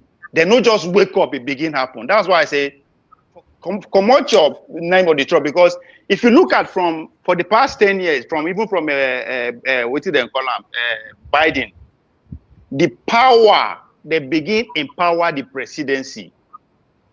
There's a reason why. So they begin empower the presidency. So regardless of who come, right? If it is a Trump, they mad or in the craze, regardless of who come, the same policy we see they happen. The performance, how you go about that will be different. But that is not new now. That has always been the case during times of distress, uneasiness, wars. Presidents and elites, even during 9/11, George Bush was extremely powerful. Junior. That's why I thought say, don't conclude on what is happening now because they are still in the process. The economy is still going to get worse. These people, during the Great Depression, people they line up, no be black people, even white people they line up, they beg for food like Alimajiri for America. We are not concluding America. That's like 100 years ago. America is going to be a very powerful country for a very, maybe forever. As at that, now hold on now. Hold on. Now that they emerge on top, British Empire was still there. They just break the British stronghold in Iran. Because you need to understand what maritime empire is all about. Then you understand the power that is there. British was still controlling up to the day Trump strike. So when Trump say we have won, that's exactly what he's talking about. Oh, come on. Then you are the only one talking about that one. Nobody's argued that point at all. The people don't. Because how many people, how many people come here, they actually analyze the economics of geopolitics. Not be story everybody they got talk for, yeah? Come on. You are bringing a point that is quite... Tell me about Lloyd Insurance, if you are in the UK. Hold on. Tell me about Lloyd Insurance. Lloyd Insurance? Yes, and they are rich. And they are rich. Lloyd Insurance, Lloyd goes way back even towards the times of slavery, but they have banks, they have all kinds of different institutions. So that they have insurance is not going to be a shock. You are not okay. Americans have insurance too. So see, I'm not saying that they don't have insurance, but that is not the reason. It is not even close to the reason why the British people are reacting the way they are reacting. Trump, I don't understand. No, hold on first now. Hold on now. Do you understand what they say maritime empire, what it means? Yes. You understand what it means? Of course I know what it means. And you are not saying you now understand why British no go fight war to break their own stronghold. How? Will you do it? Actually, they have an interest in fighting that war because they were the people that created the maritime empire. They want it to flow. So in reality, why would they not get into the fight? The only reason why they don't want to get into the fight because Trump has misbehaved big time. Hold on now. Hold on. Don't rush. If they get involved, whose side are they going to be on? The America that is actually going years after that same empire because it's a civil war between the English-speaking nations. I can't believe. So who you want to?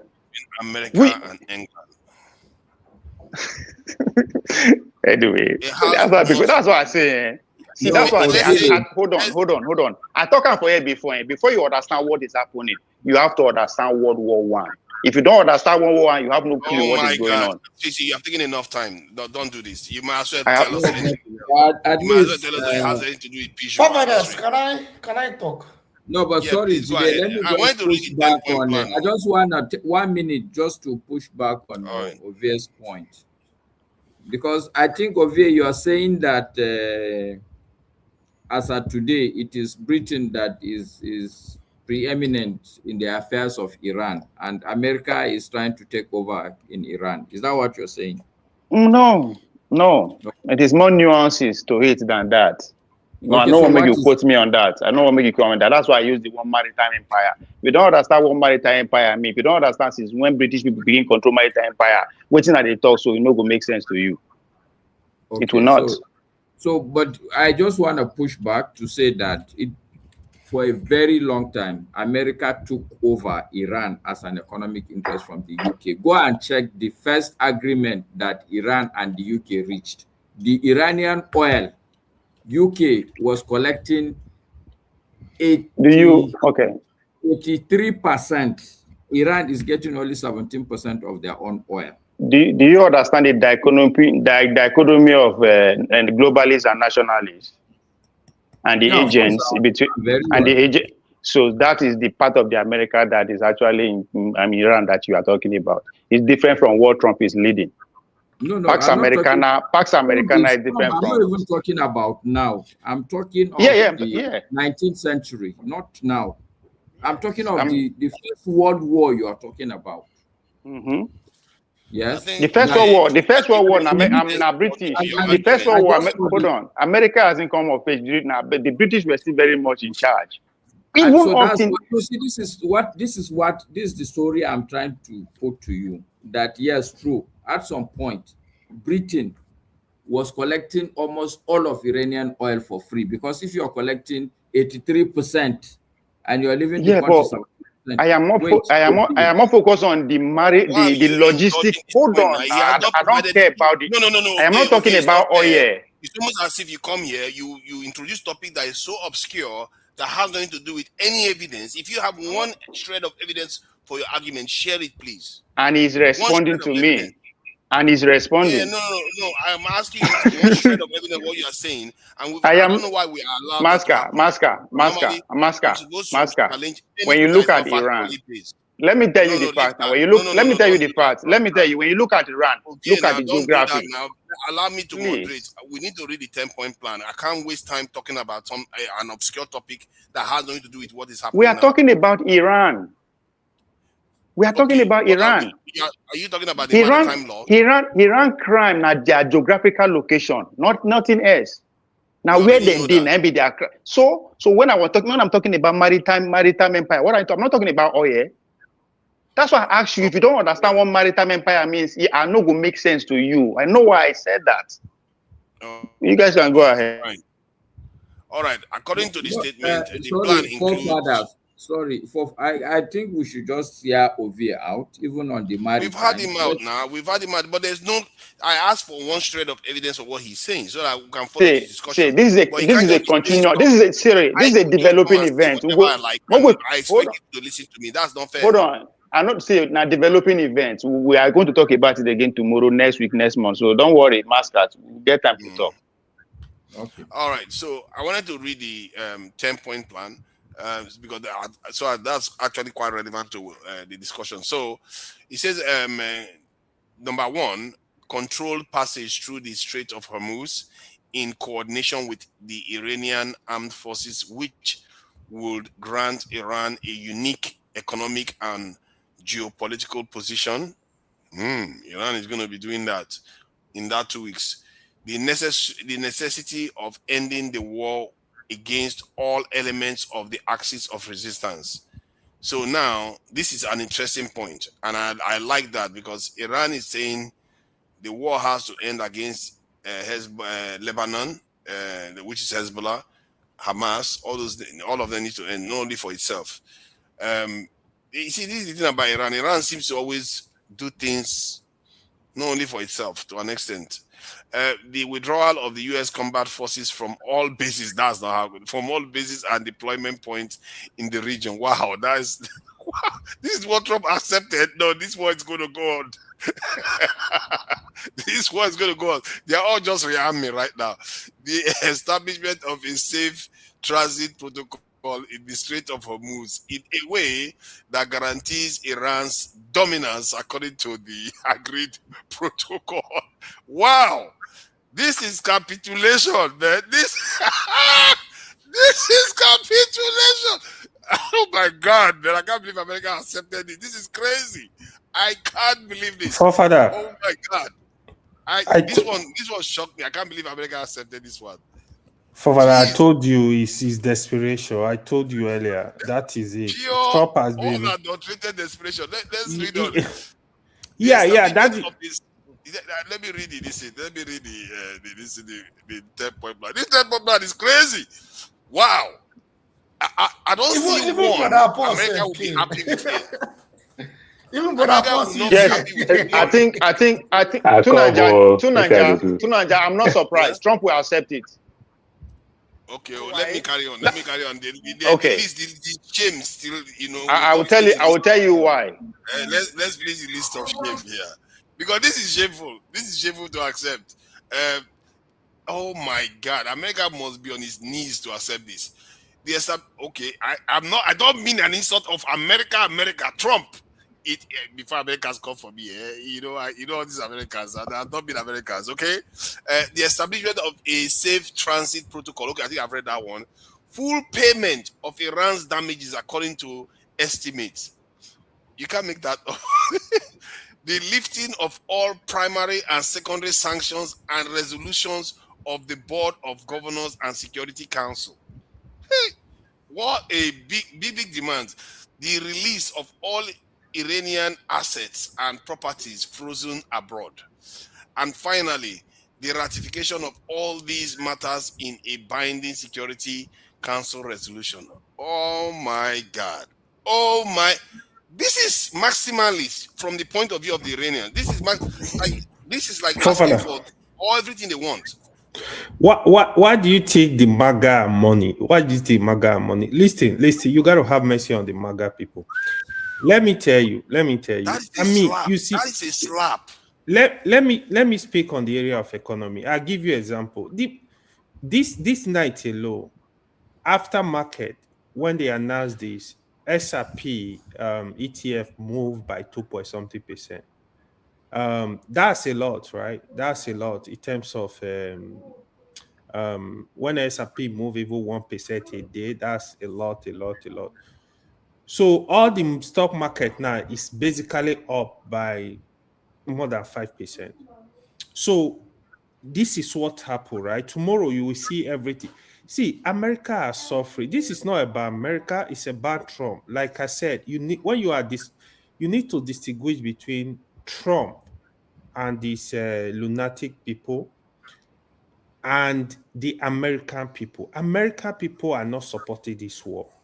Even Ovid, as we speak, Ovid knows that majority of Americans, they are not interested in this war. They are actually fully against it. So that is what we need to differentiate. The leaders never care about the people from day one. It's never about the people. Ovid, let me ask you a question. The war has not ended. The war is going to go back. Let me ask. I'm going to ask Ovid. AY.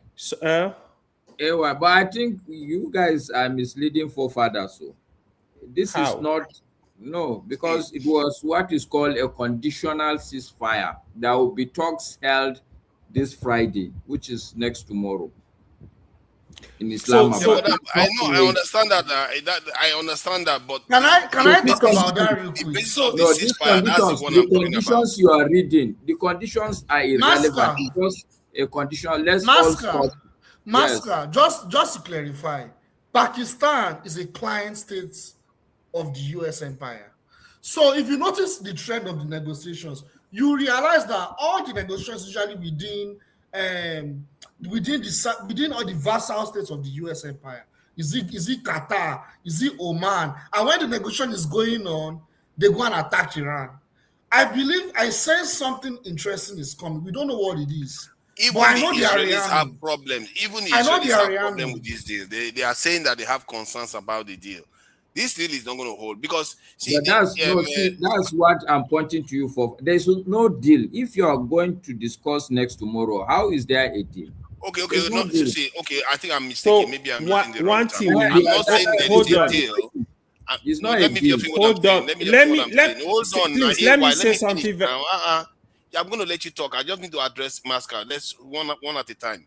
So I'm not saying there's a deal. I'm saying this is the basis of a deal that Trump accepted. That is it's the framework. It's the framework. Trump accepted it. It's crazy. No, he didn't accept it. That is what I'm pointing to you. No, he should just say, no, I'm not going to take this as even the basis of conversation. That's what you would expect, because that thing is basically on Iran's terms, just like when Israel. Let me say this. Trump has put a deadline that in the next 1 hour he's going to obliterate Iran.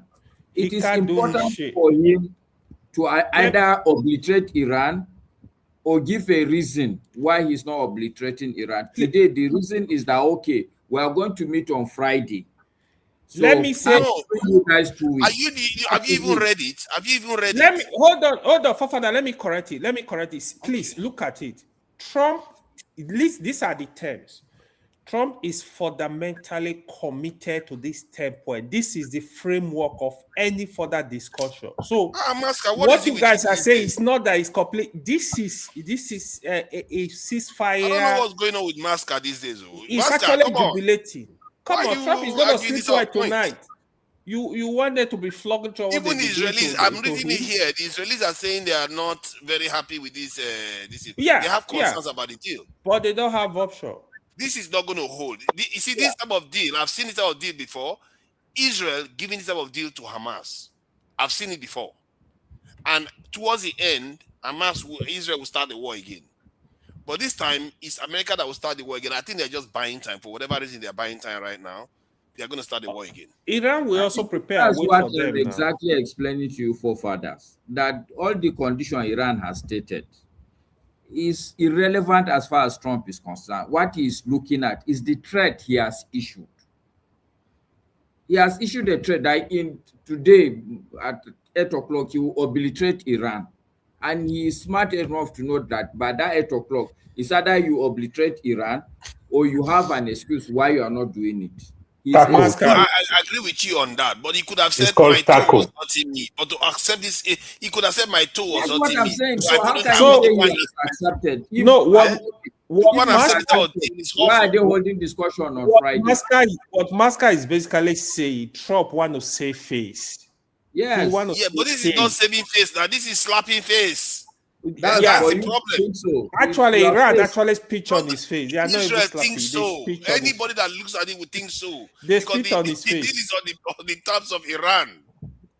Everybody thinks so. That is, it's like obvious now. How can you come? You'll be taking toll. You'll be taking money from people that will be coming through the ship. This thing. You'll be controlling the traffic. Something that you didn't have power to do before. Are you asking America for reparation? All kinds of nonsense, man. I am calling it nonsense. Can you believe that? That's why I say you guys should know. You should calm down. You're just getting started. Let's bring it Paul. Let's bring it Paul since he just came in.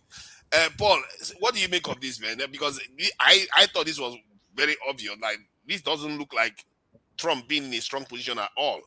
I can't believe it that just about 6 weeks ago, Iran was willing to accept such a terrible, that compared to where they are now, compared to the deal that Trump is acquiescing to, not agreeing to, just even saying, oh, I will even tolerate this letter. Iran was willing to give Trump, we are not going to build nuclear weapons. Take our uranium. And they started this war. And now look at what is happening. Now Iran is controlling the Strait of Hormuz and taking money from people. What is that? But it's okay. What do you make of it? This one blew my mind. I couldn't believe what I'm reading. I think forefather is more complex than you can think. The difference between Americans and Nigeria is playing out. That's why he overwhelmed you. Like the way you see an average APC, you see Sheyi Law will see find way to defend Tinubu at all costs. I'm not your typical Nigerian. Come on. I'm giving you that phrase. So now Trump biggest critic is his own MAGA base.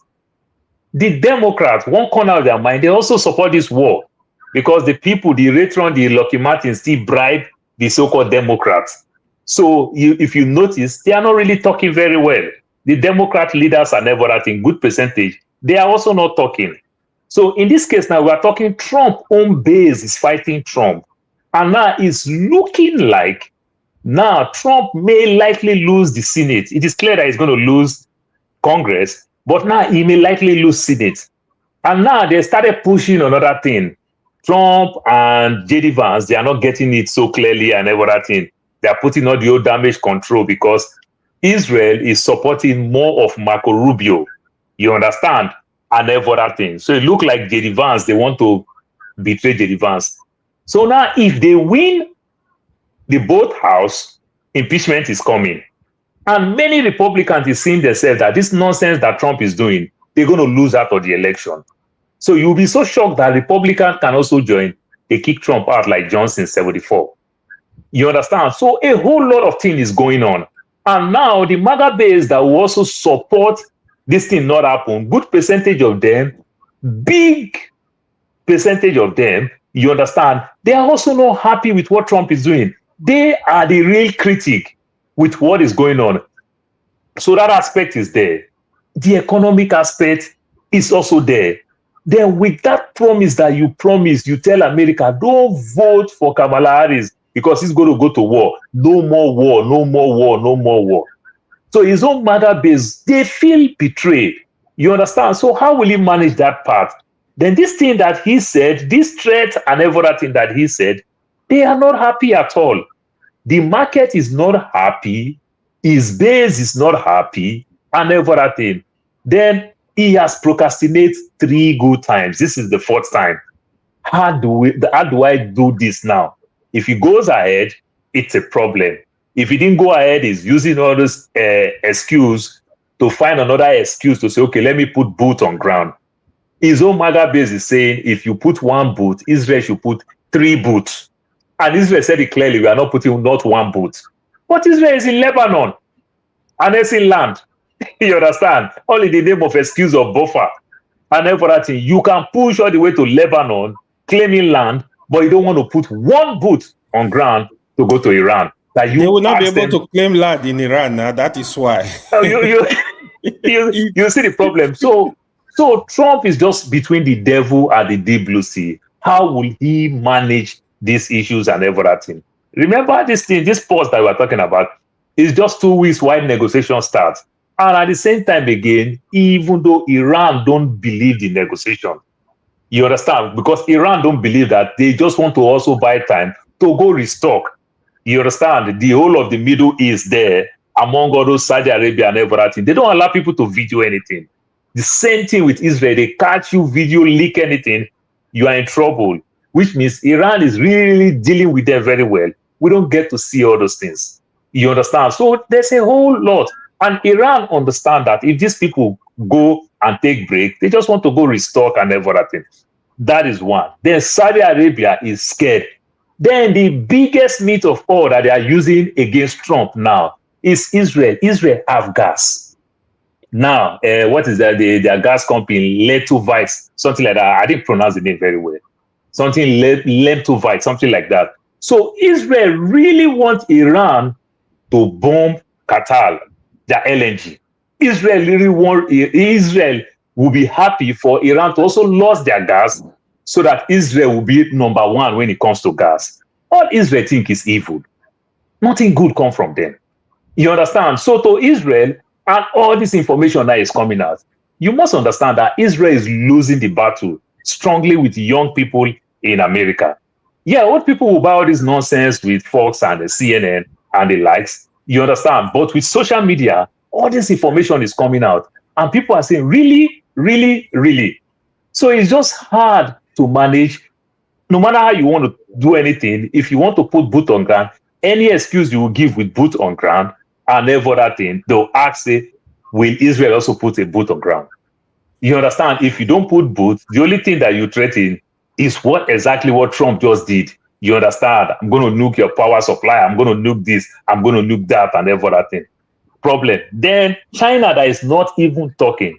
China now started talking a little bit. Pakistan even talk that the way Israel is going, if Israel attempts to use their nuke, China said they're going to use their nuke, they're going to use their nuke on Israel. Pakistan said the same thing.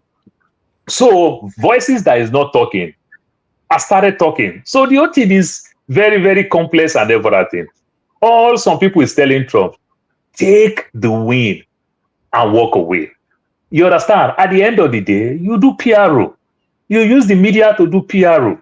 Just like what they are doing now, unclassified, they bomb here, unclassified, they bomb here, Then you go use the media to do PRO. You understand? You do PRO and everything. But Israel, why America have their strategy? Israel's own strategy is that they want Iran to lose a lot. You understand? They want to make Iran look like Libya, that they will never, ever get back on their feet again. You understand? They want them to lose so much, lose their infrastructure, lose so many things.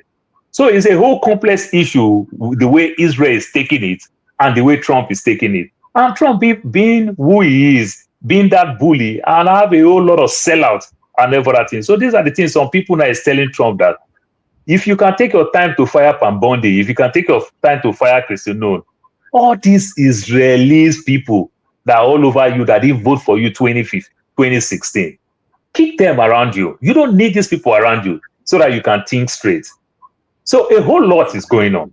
A whole lot is going on. That's what I would say. Do you think that if Trump, let's say this war happens now, Trump stops it, and Iran agrees to give up their uranium and not enrich uranium within Iran, and they carry on with their nuclear program, ballistic missiles, do you think Americans will forgive Trump in November towards the election?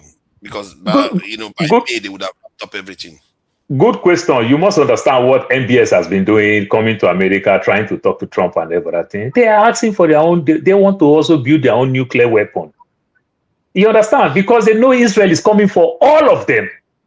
They know. Israel has not even finished this war. They already prepared for Turkey down. A NATO member.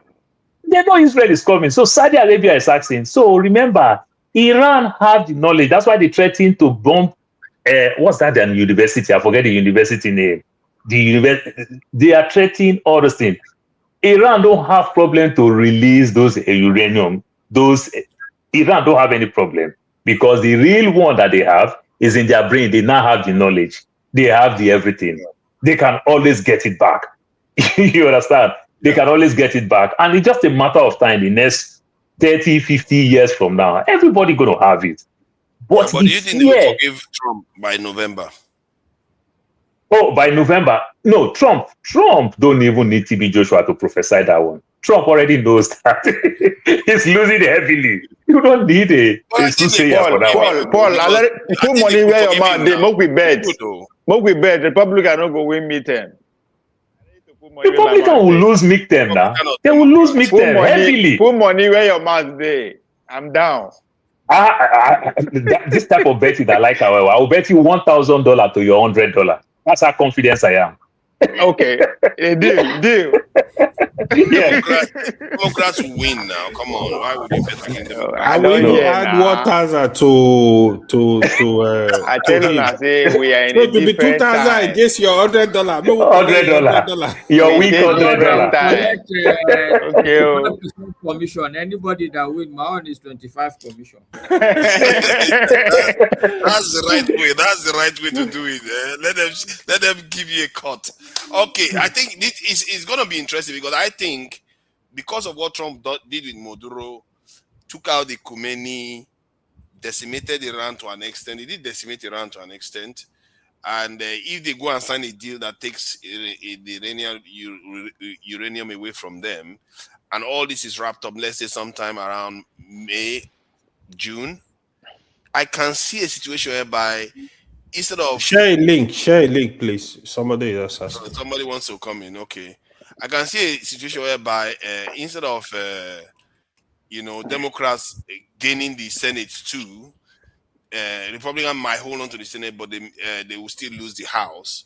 In other words, the Republicans will recover a little bit because the war didn't go on very long. It's not long enough. Might give you another scenario. There's no soldiers on the ground. So let me give you another scenario. This war will continue. It will even continue past Iran because Trump is running 2028. So the war will continue even beyond 2028. Okay, those stars. This I'm not smiling. I'm not smiling.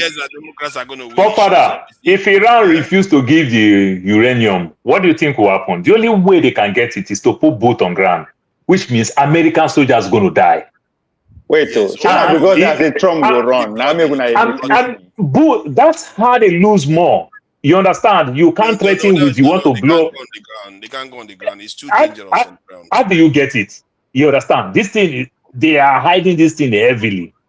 The only way you can get it, and America has the highest gangster in the world that you can think of. They know where this thing is, but go get it. You understand? You must put boot on ground.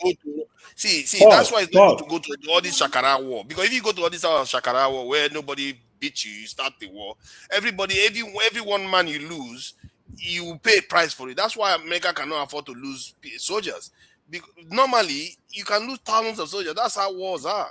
But because of this Shakara war, nobody. Father, the Nigerian politics again. You know when Trump closed work, Trump watched Tinubu be praying every day. God, how can I have power like Tinubu? You understand? Then the Nigerian aspect of the politics again. Trump fire black generals, fire women, play those type of politics. So the military themselves too, they are not really happy. Their body language is not really there. Like that. So, Paul, they would have been willing to sacrifice soldiers to go and get the uranium, but now they don't because they don't want to. Like you said, some of them are not even happy with him. Paul, say now because as a Trump go run again, I may not dismiss me. Leave that. Make I give you evidence. Can I back my evidence up? Trump was sworn in January. To Nigeria, hear this. No. Trump was sworn in. Hold on. I built this thing. You come with something that nobody understands. We can't catch up with you. Maybe we 2030. No. See, hold on now. Nobody really look for evidence. I won't tell you the evidence why I get when I see Trump go run again. I'm not just bullshitting. Right? Trump was sworn in January 20th. 3 days later, Andy Ogley, a senator from Kentucky, actually introduced a bill for him to rerun again. So very soon, the conversation will start. So I'm not just saying from my heart or from abstracting. There is a bill right now on the Senate floor for that.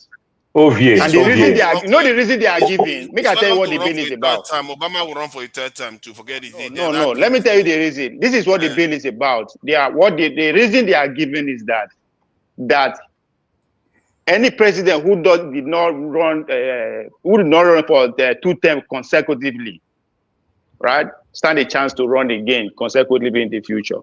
But and only Trump don't qualify. But you understand politics more than this. That you know that Trump threatened a lot of Republicans. Anybody go contrary, Trump will threaten to primary you. Do you think these Republicans themselves want Trump to last long? Trump is not working for them. Trump is treating them like a puppet. That's the thing. Paul, it's different from Nigeria that Tinubu is giving them money. No, Paul, we are in a different time. We are in a different time. Hold on, Ovie. Let me bring in Jide. Jide has been quiet. It's like you are frozen. No, there is a new guy too. I will bring your Kwachi in, but Jide hasn't said anything for ages now. Jide, what do you make of the 10-point plan? Man, I feel like that's like backhand slap they just give. It's like Trump. I didn't see Trump accepting something like that with his pride. Yeah, Iran did a very good job. They did a fantastic job by not conceding to any of their proposal to end the war, because what Iran wants is not a ceasefire. They want a permanent end to this crisis. So clearly, they're not messing around.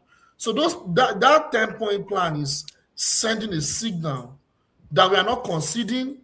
We are serious here. We're not playing games. It's either you actually come to our terms and be willing to compromise, or nothing. That's number one. Number two is that I've always said it on this program, on this platform, that Europeans, these Europeans, when you negotiate with them, that's when they are more dangerous. In fact, they could be negotiating with you and still be carrying out violence against you.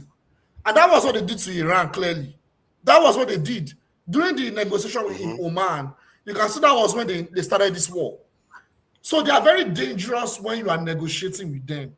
They are the most dangerous. Look at how long Syria negotiated with the US empire and Israel and all of them. Look at how long. Look at what happened to Bashar al-Assad. Look at what happened. That's what Iran should be careful about, because exactly. Look at ceasefire. Libya too. The same thing with Libya under Gaddafi. Gaddafi accepted them. Gaddafi accepted all the terms. All the terms, yes. That's a very fair point, because Hezbollah had a ceasefire with Israel, and Israel violated it more than 10,000 times since the last. So when they're about to, so this is like they were just like doing anyhow. Let's watch whether they violated this time anyway. That would be. So this is the strategy of this evil deranged empire. So these are the things.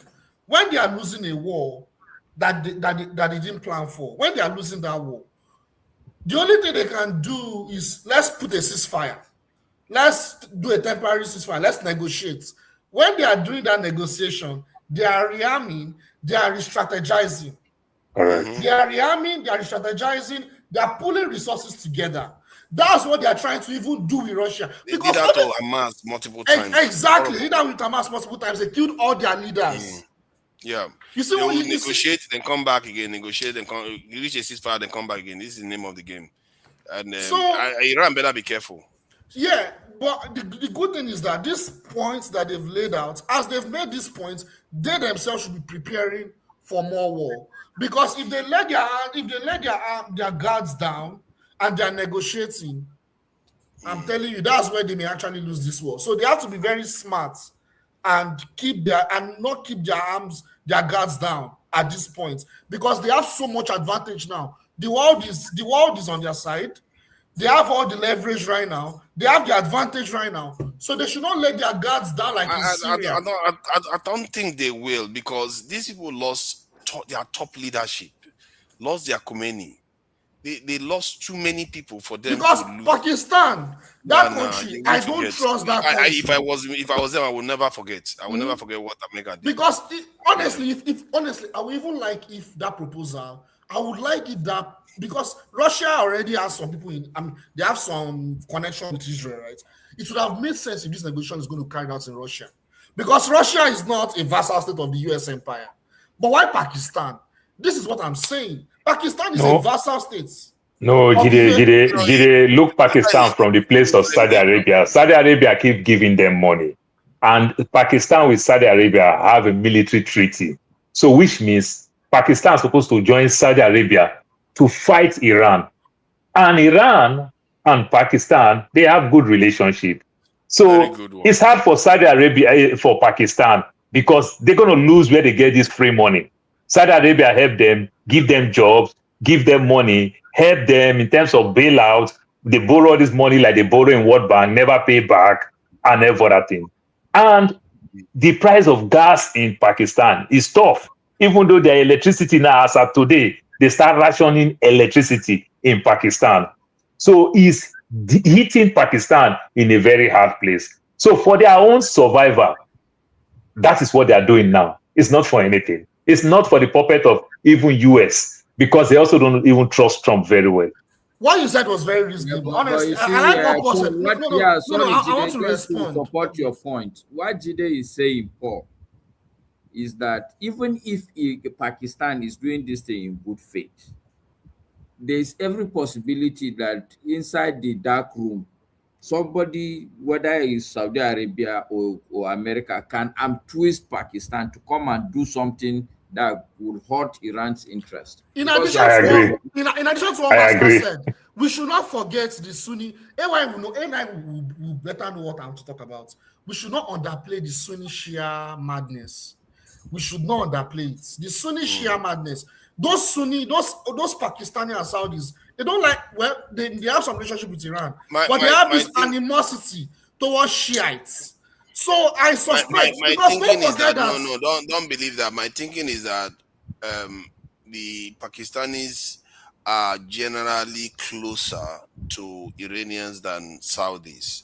Like in terms of proximity is one, and secondly, blood ties, whatever you want to call it. And before now, I actually thought Pakistan was more of an ally to Iran than even Saudi Arabia. No.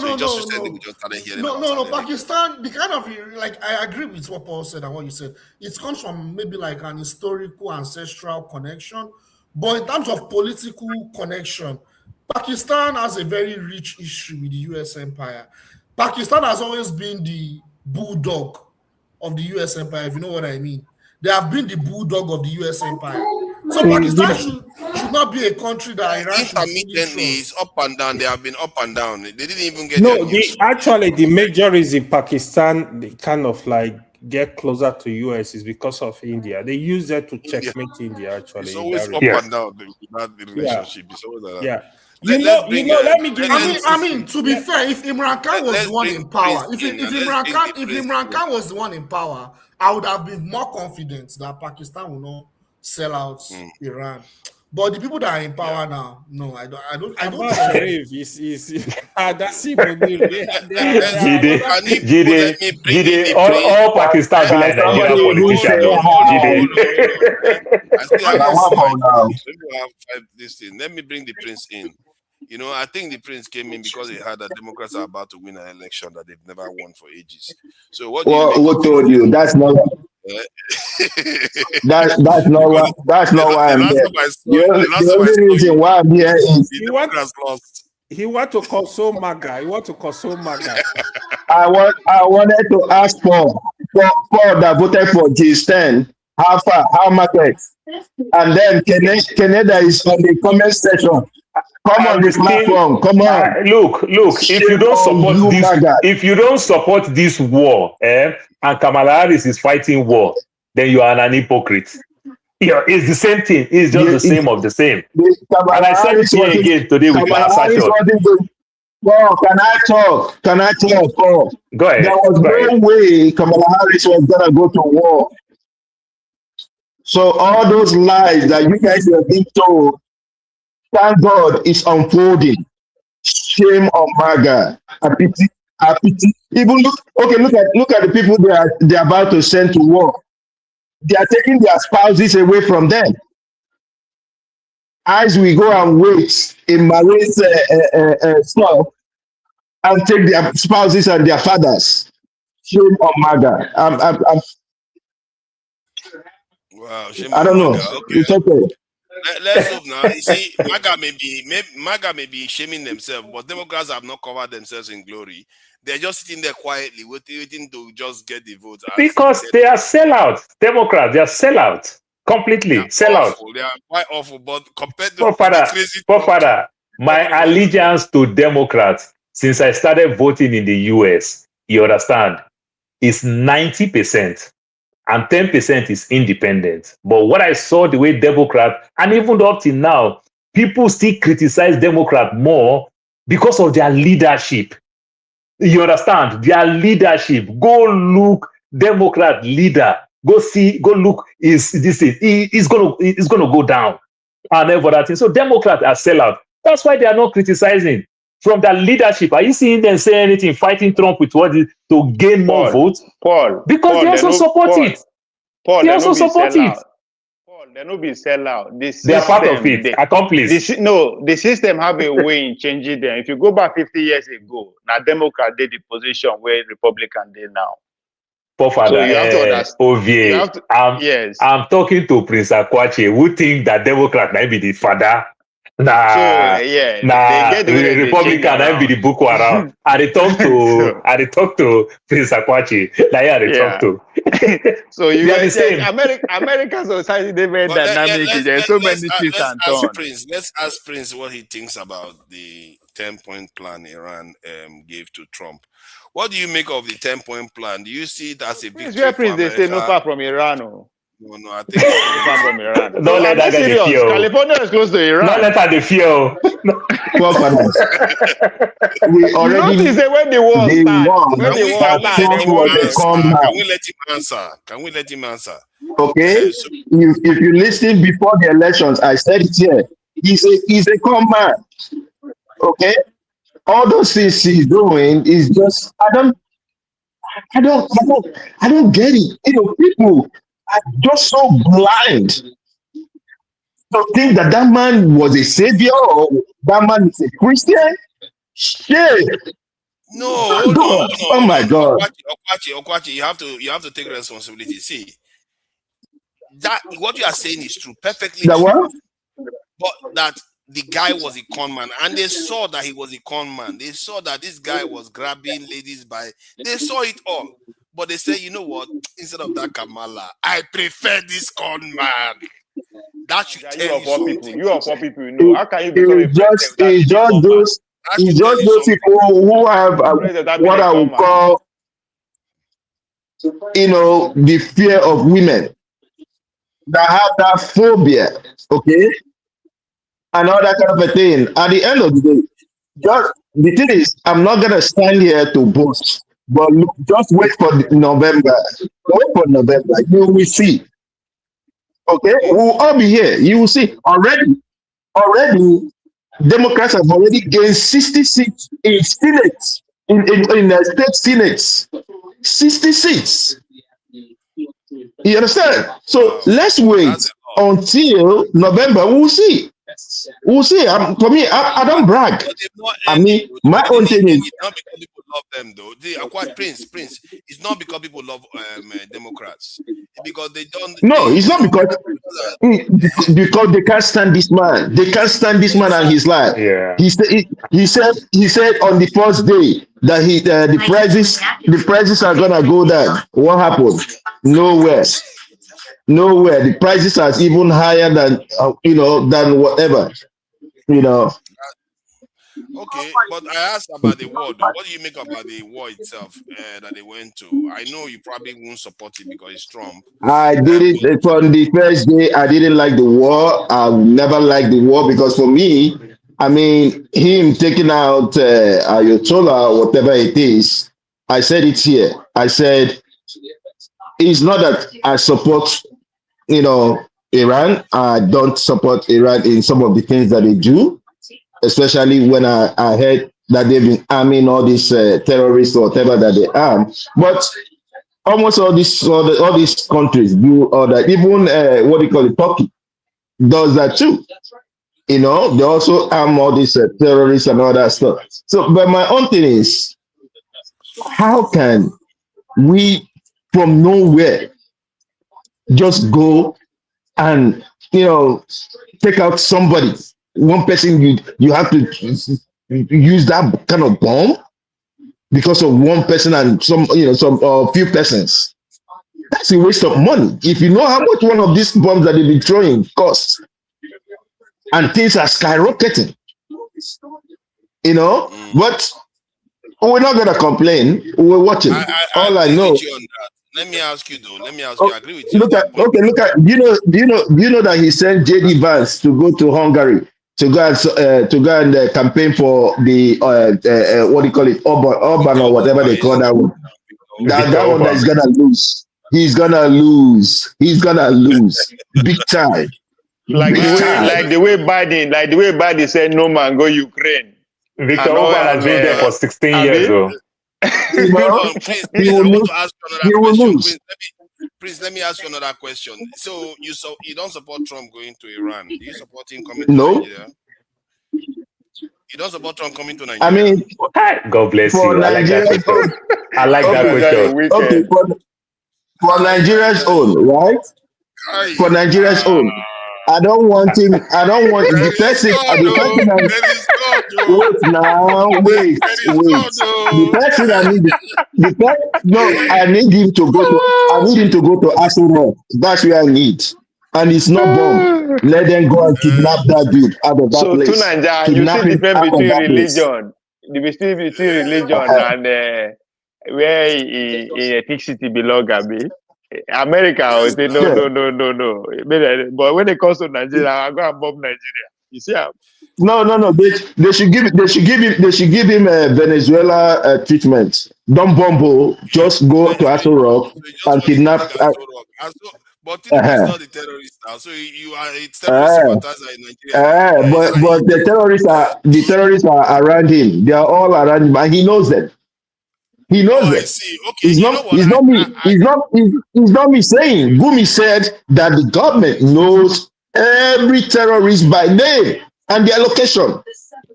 Gumi said it. And the government have not come out to debunk it. Okay? So they know that.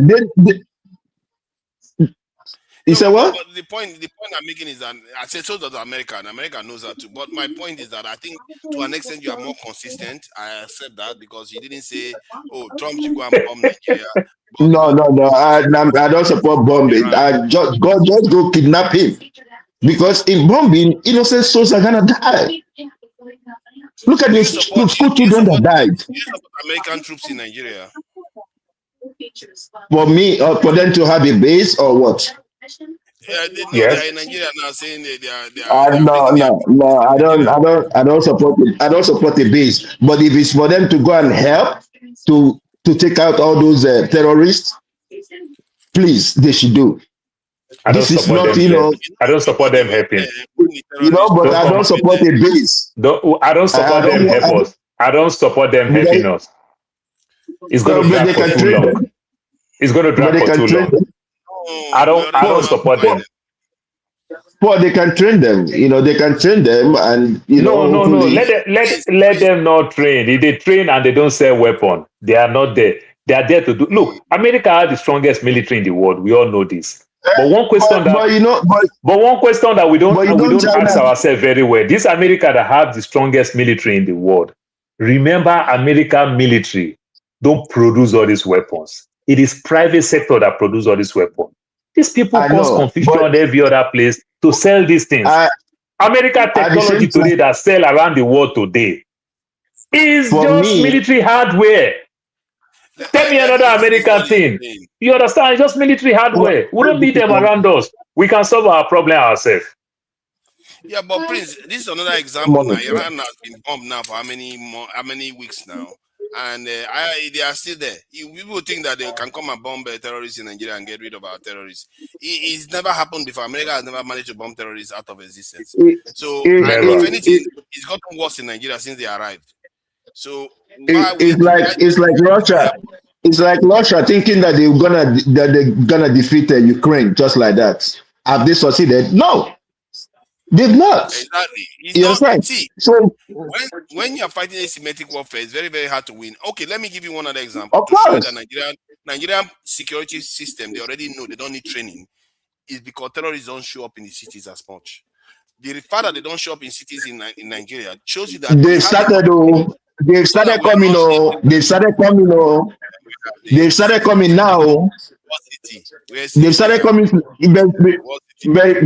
very soon. You see them in the main city.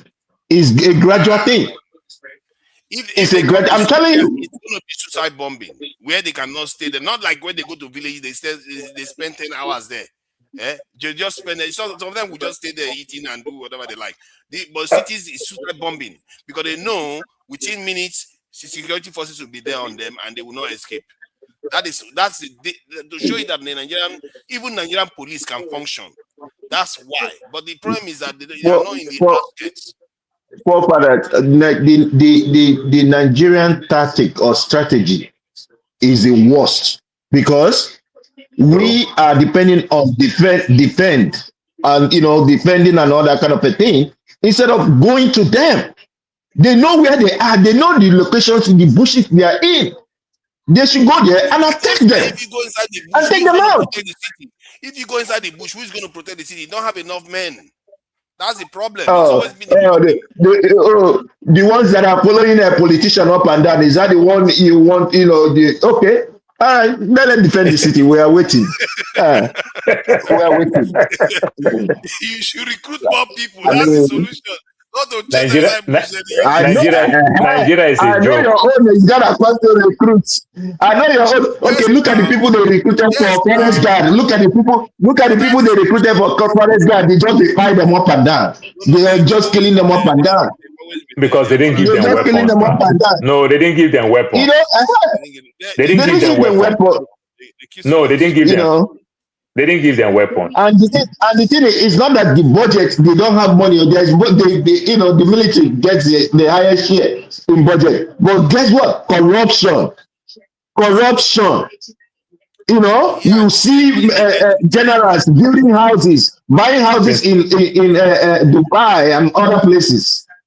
Prince Akwashi, the general who buy a house in Dubai didn't even steal much. It is the politician. Something that late Tony Anene said when Obasanjo attacked Tony Anene that I budget 300 billion for road. Where is the road? And Anene said, Mr. President, it's true. He said, money approved is not money released. Obasanjo didn't say anything.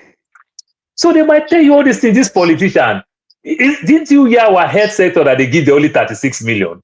So they might approve all this billion and just give this general money, say, go chop, go take and go chop your life, go enjoy your life. That one will use it to buy a house and send his kid to UK and US for schooling. That's just it. Our biggest problem is politicians. Doctors are on strike. They've gone on strike. Yeah. Our biggest problem is politicians. Gentlemen, but sorry, how are we sure? To Nigeria, how are we sure? Hold on now. Come on, man. Ovie, gentleman. You are a gentleman. See, we have to close out. Thank God. We should be thanking God that Trump didn't fulfill his dreams of destroying his civilization. Because this would have been a very, very long conversation.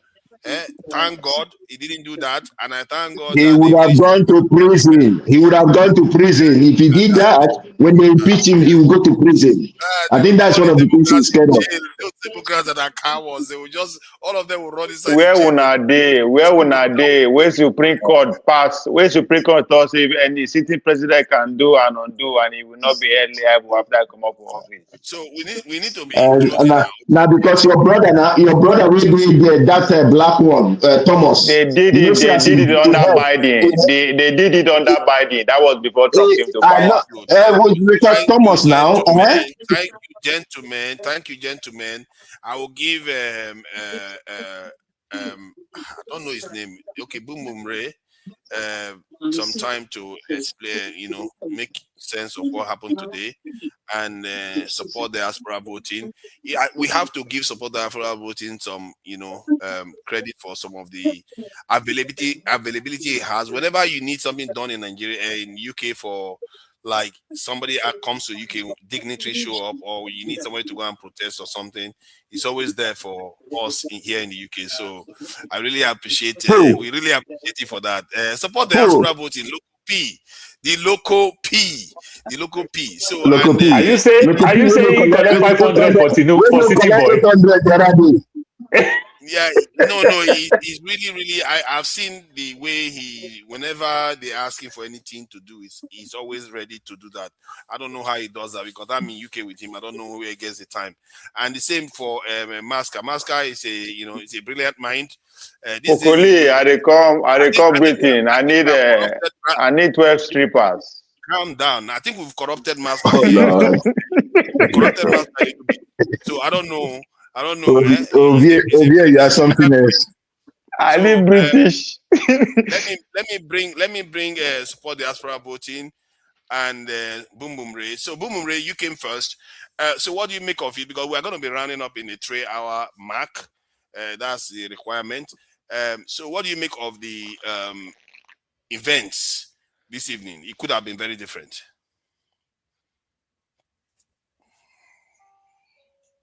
What's up, guys? Yeah, I don't think, listen, I think y'all should still be circumspect.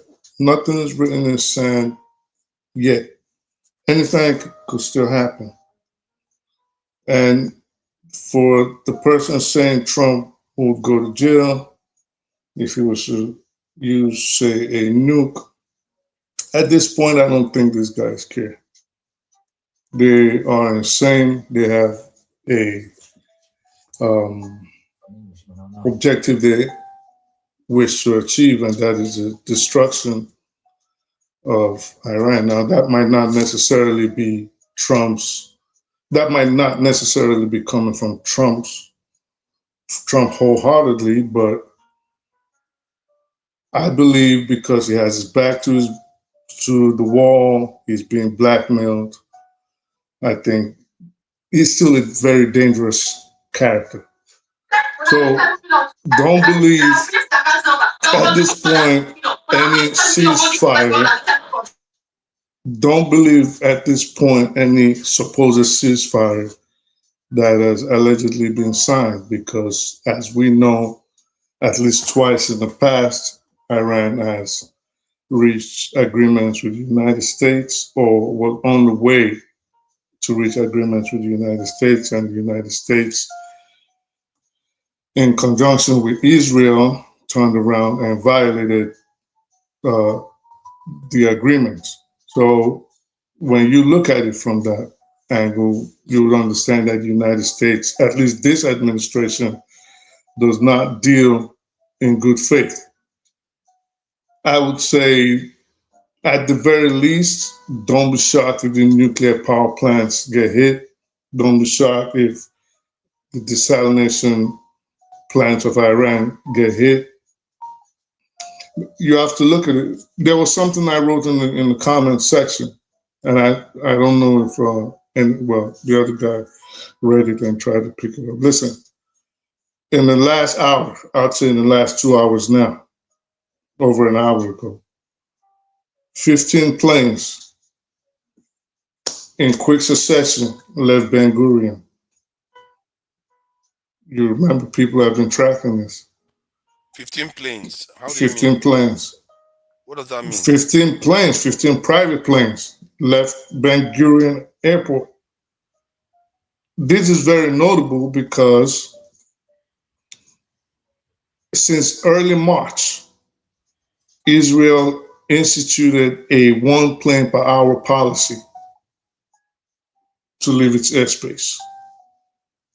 So for 15 planes to leave in quick succession, and not only that, between 6 and 12 B-2s have been hovering over Tel Aviv for the last 4 to 5 hours. So these are things people have been monitoring. They've been tracking this plane. So for those to be happening, my suspicion is that barring any last minute decisions, the United States still has something planned. This is what I believe. Now, that is interesting. Yeah, so you can check it out. So now, knowing these things, and you have to remember, Trump in his senility thinks he's smart. So he does this thing where he'll pretend like he wants to do one thing, then he does something entirely different that's very crude. So if a ceasefire is going to hold in effect, I would say hold your breath. Everything you're seeing, don't be jubilant. Take it with a pinch of salt, and let's see what happens within the next 2 weeks. Because personally, I also think even if there was a ceasefire agreement between the United States and Iran, America somehow will find a way to breach it. The only reason the United States wants a ceasefire is because they are running low on ammo. Everybody knows this. They're running low on ammo. They had to take one of the carriers to Cyprus, then to Diego Garcia.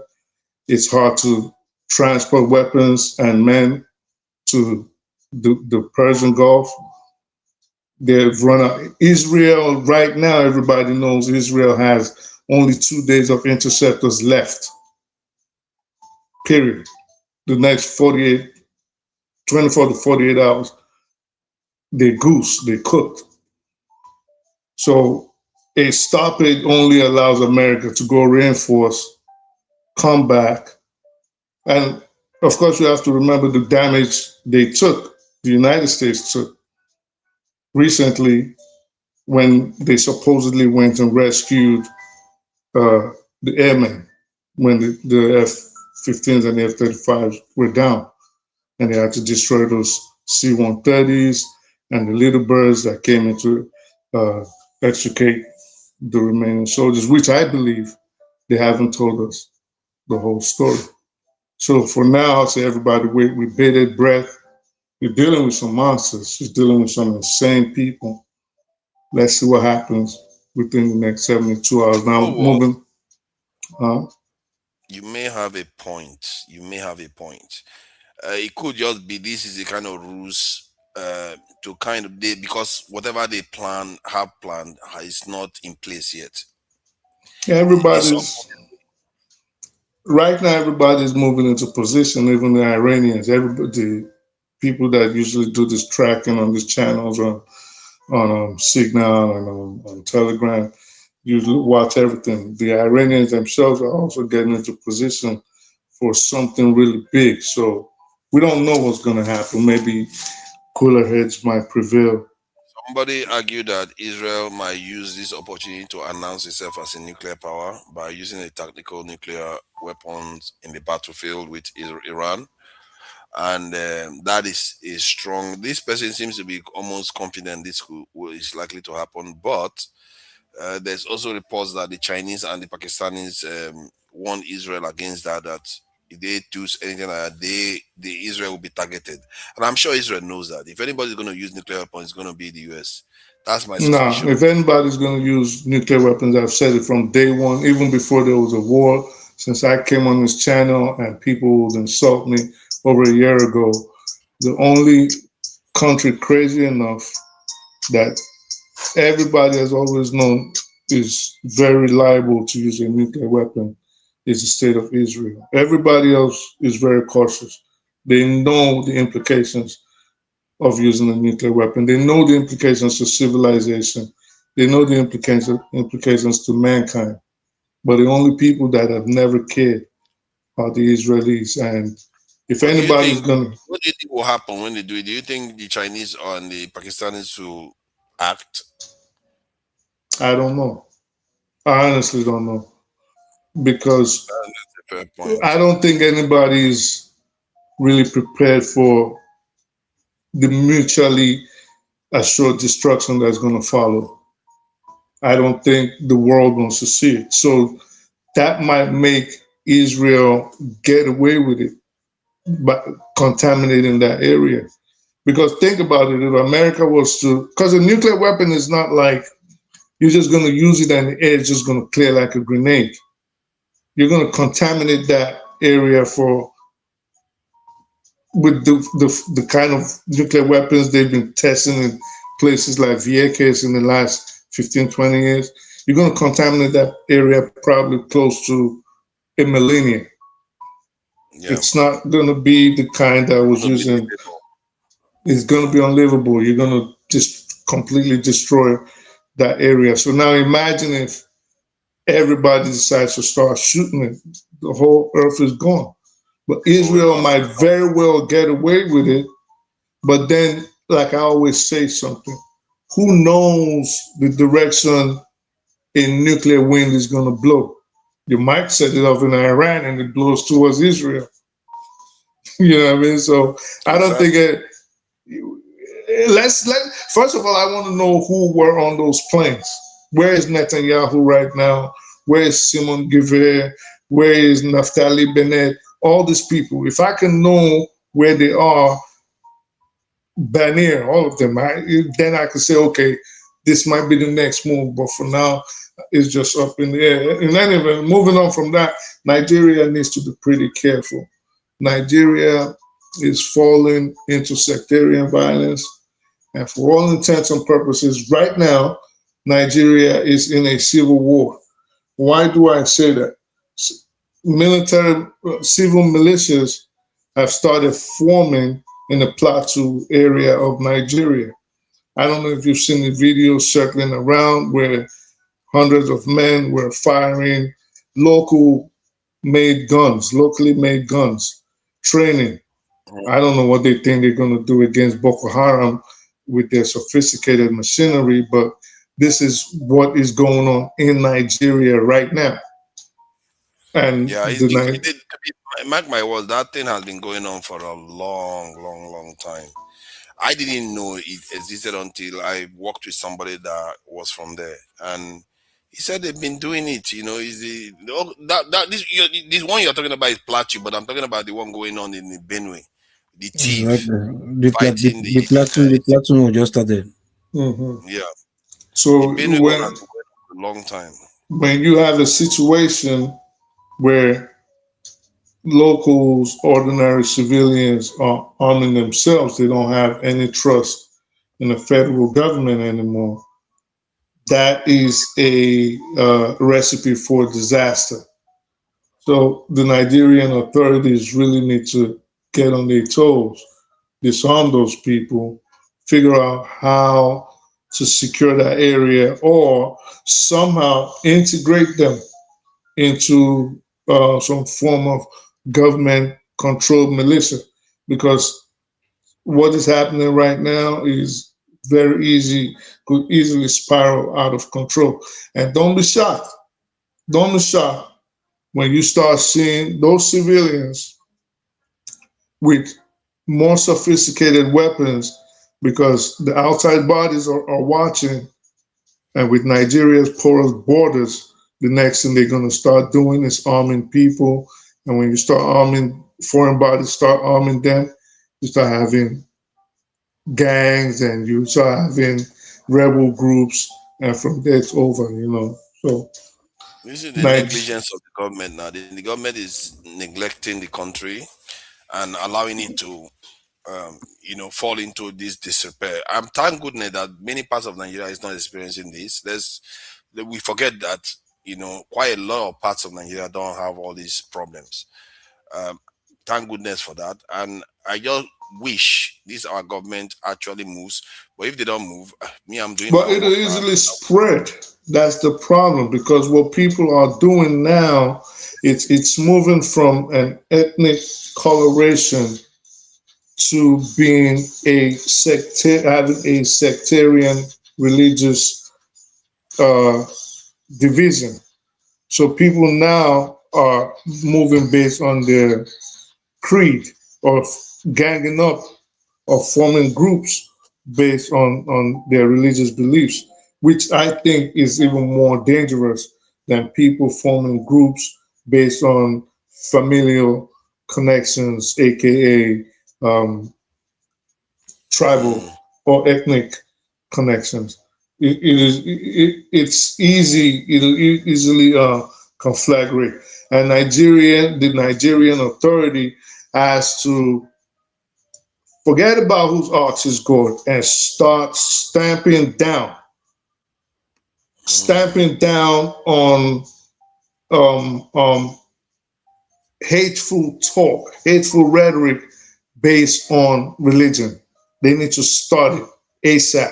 Because I don't know if you've seen the results, you've seen the report after, I think, like after those people got killed. I think it was in Benue or Plateau.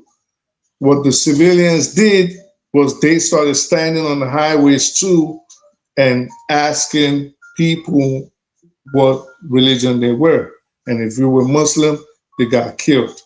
So this is becoming crazier, and the Nigerian authorities really need to step up. Yeah, and I think it will be contained in terms. That's what they are good at doing. They are good at containing it, but not solving the problem. This is the state they've kept Nigeria for a long time. The pattern repeats itself over. You will get to see it. I've witnessed it now for the last 4 years. The pattern that Nigeria seems to be operating in, they try to, when stuff want to go out of control, they put it back in place, but they don't do anything spectacular to change our fate. But I must say, this Dangote refinery is really, really making a difference for Nigeria in terms of influence on the continent. It's not helping with petrol price. So from what I got, that petrol price is going, Masca can testify to that. Petrol price is going up in Nigeria like crazy. So it's not helping us from that point of view. But in terms of, no, but Dangote is also threatening to start only exporting his goods.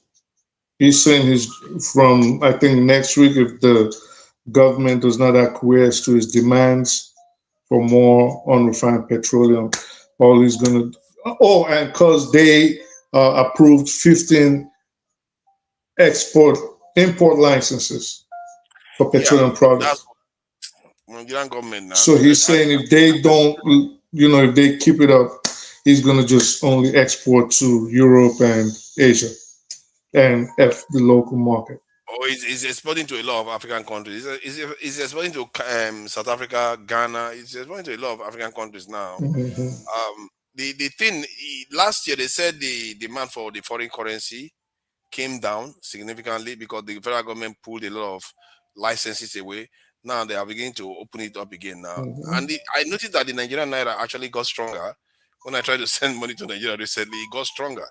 So these are the kind of things that Dangote Refinery was helping to do, but elections is coming. They got to figure out a way to skim from the top. Elections is coming. Wow. So. Wow. Yep. Thank you for coming and support the diaspora voting. What do you make of the events of the day? And, like as always, Boom Boom Ray, when I was beginning to feel happy that this was a good, at least for 2 weeks. Now it's making me feel like this is not over. What do you make of what is happening? What Trump threatened Iran with? Well, hello guys. Sorry to not to follow the trends that you expect me to follow, because I'll say for a start, to hell with all the parties involved. What I'm supposed to be concerned with is my own country. Yeah. Like I said, if I don't give a F about you, why should you give a F about me? So if those countries don't give a F about us, why should we give an F about them? And I can bet you, at least to some extent, that I guess probably we are the only, country who is down, as in whose economy is dwindling drastically. That even that you have their youth sitting down here to discuss about America all the time, Ukraine all the time, Iran war, Israel, whatever. And it's just so painful that even if I thought you have any youth or kind of young men of our age discussing about what is happening currently, I think they should be tailoring it, towards how it will benefit their country, whereby they will be active, not just discussing and just go to sleep and all that. Just the way we do it every week, week in, week out, we'll come discuss, trying to let the world know that, yeah, we know about world politics, we know too much about world politics, we can discuss world politics, and it ends there. None of us come together to like, okay, what is the take home? How do we implement what we've talked about, positively to affect our country or to bring our country out of where it is, diving to right now? Nothing. It's just like week in, week out. Yeah, discuss about this. That's so interesting to discuss about. At the end of the day, nothing is done. Nobody's learned anything, or if at all, nobody's implementing anything. We just have the knowledge to discuss about it, and we're so happy. And just a couple of months ago, weeks ago, we saw South Africa, even because they were so, particular about South Africa first. They were even chasing out, Nigerians, particularly from the Southeast region, so like, just chase them out of this place, chase everybody out, because they're all about South Africans. And I don't think those people will be wasting their time more of talking about world politics every week and sitting at home. But you see them coming outside, demonstrating like, no, we have to make sure South Africa is for South Africans. They go to the hospitals, tell you, no, don't treat outsiders. The hospital is for South Africans. They go to the streets, close the shop. This is for South Africa, not for foreigners, But we that our country is even worse off than South Africa. We are just, everywhere you go to, I think it's just Nigeria anyway, go to everybody discussing about the world politics and this and that, but no meaningful implementation has happened over the past couple of months or years, so to speak, to like, oh, okay, what we've discussed about world politics, yeah, this group of people are coming together, they are saying that, okay, they want to use this knowledge or what they've discussed or what they've discovered to uplift Nigeria, from where it is falling to. But instead, no, what you hear in Nigeria these days, everybody's just talking about politics in Nigeria, even if I don't blame those that are in Nigeria, because they maybe one, they know no better, not all, because at least I think Masca know more. So I want to believe they are more like Masca in Nigeria. So, but for the majority who know no better, that they just, think of what to eat the next day, and they discuss all just politics, even if they don't have the goals to come out to do anything, because they're afraid of their life. But for we out here who are still opportune, to taste outside life and how government is supposed to run to save its people. I mean, for the government to put its people first, no matter what. The two countries that we're discussing about, both of them, they put their people first, So, but for our country who don't put its people first, and we that happens to travel outside Nigeria, we'll be discussing about, world politics over time, You understand? And still not being able to come together and like, okay, look, what do we do now? Yeah, people might be doing things individually. I don't know about that, but nations are being run as a collective. I've seen other nations and other community, even in the UK, outside the UK, they come as a collective, try and do things, establish a community for themselves to help themselves and also to help to do something drastic back home. But yeah, in the UK that I know of, we don't come here as a collective. We're only doing individualism. The only time we come as a collective is when there's a party or something to celebrate about, where we can come up and show off our wealth, a better pass my neighbor kind of lifestyle, drive your big cars. But when it comes to, hey, come together and as a community, and let's really, get involved, not just speak, because like they say, talk is cheap, man. Get involved, but over the years, we'll be talking in and out. I've not seen anything, They've not seen anything that has been done. People that try to speak with here, like, okay, what do we do? Come together, this and that. They'll tell me they're always this, negative mind of, hope killers. It will not work. It will not work. Okay, mine will not work. Now, you bring yours. Bring your idea. Let's do something as a collective. Okay, my opinion will not work. My idea will not work. Bring your idea. Let's build it. Let's work on it. You have nothing to say. But the one that somebody is bringing, that is making an effort to bring, you say there's no hope, it's not going to work. So sometimes when people say like we as Nigerians or black people will like curse, sometimes I just like, is it true? And they say we are the first people on earth. And like, is it true? Other communities, I see them, they do things for themselves, they progress, they help one another, which some was anywhere, but Nigerians know. Even if you see them there, we don't even own anything. Like even in the UK, you see what we think is coming from Africa, like what we sell, what we use. You are surprised, like people from the Middle East are the ones selling what Nigerians consuming. Even in the US, Nigerians, black people don't even sell, like own what they consume. It's always other nationals, like maybe Indians or Arabs, selling what African consumes. Ours is just to consume. Try to spend the biggest money to flashy lifestyle, but we don't own anything, and I think that's why we are where we are. Individually, yeah, you might say people are successful building big houses and this and that, but we are suffering at the long run. Look at what okay, if this war is going on right now, as the war is going on right now, I mean, it's affecting the world. We should be talking about, okay, as we're talking about this world policies, okay, what do we take in these policies and try to, implement it back home to safeguard our country from having the effect of the war. But nothing's happening. What is happening later is politics, the insecurity, rubbish. Like what Bobo Murray said, some people are taking arms right now to like, okay, start protecting themselves. Before you know, somebody from outside the country will, okay, oh, now I think this is an opportunity. Okay, you arm this side and you arm this side, and let them come, let them clash. But we are just here discussing about politics.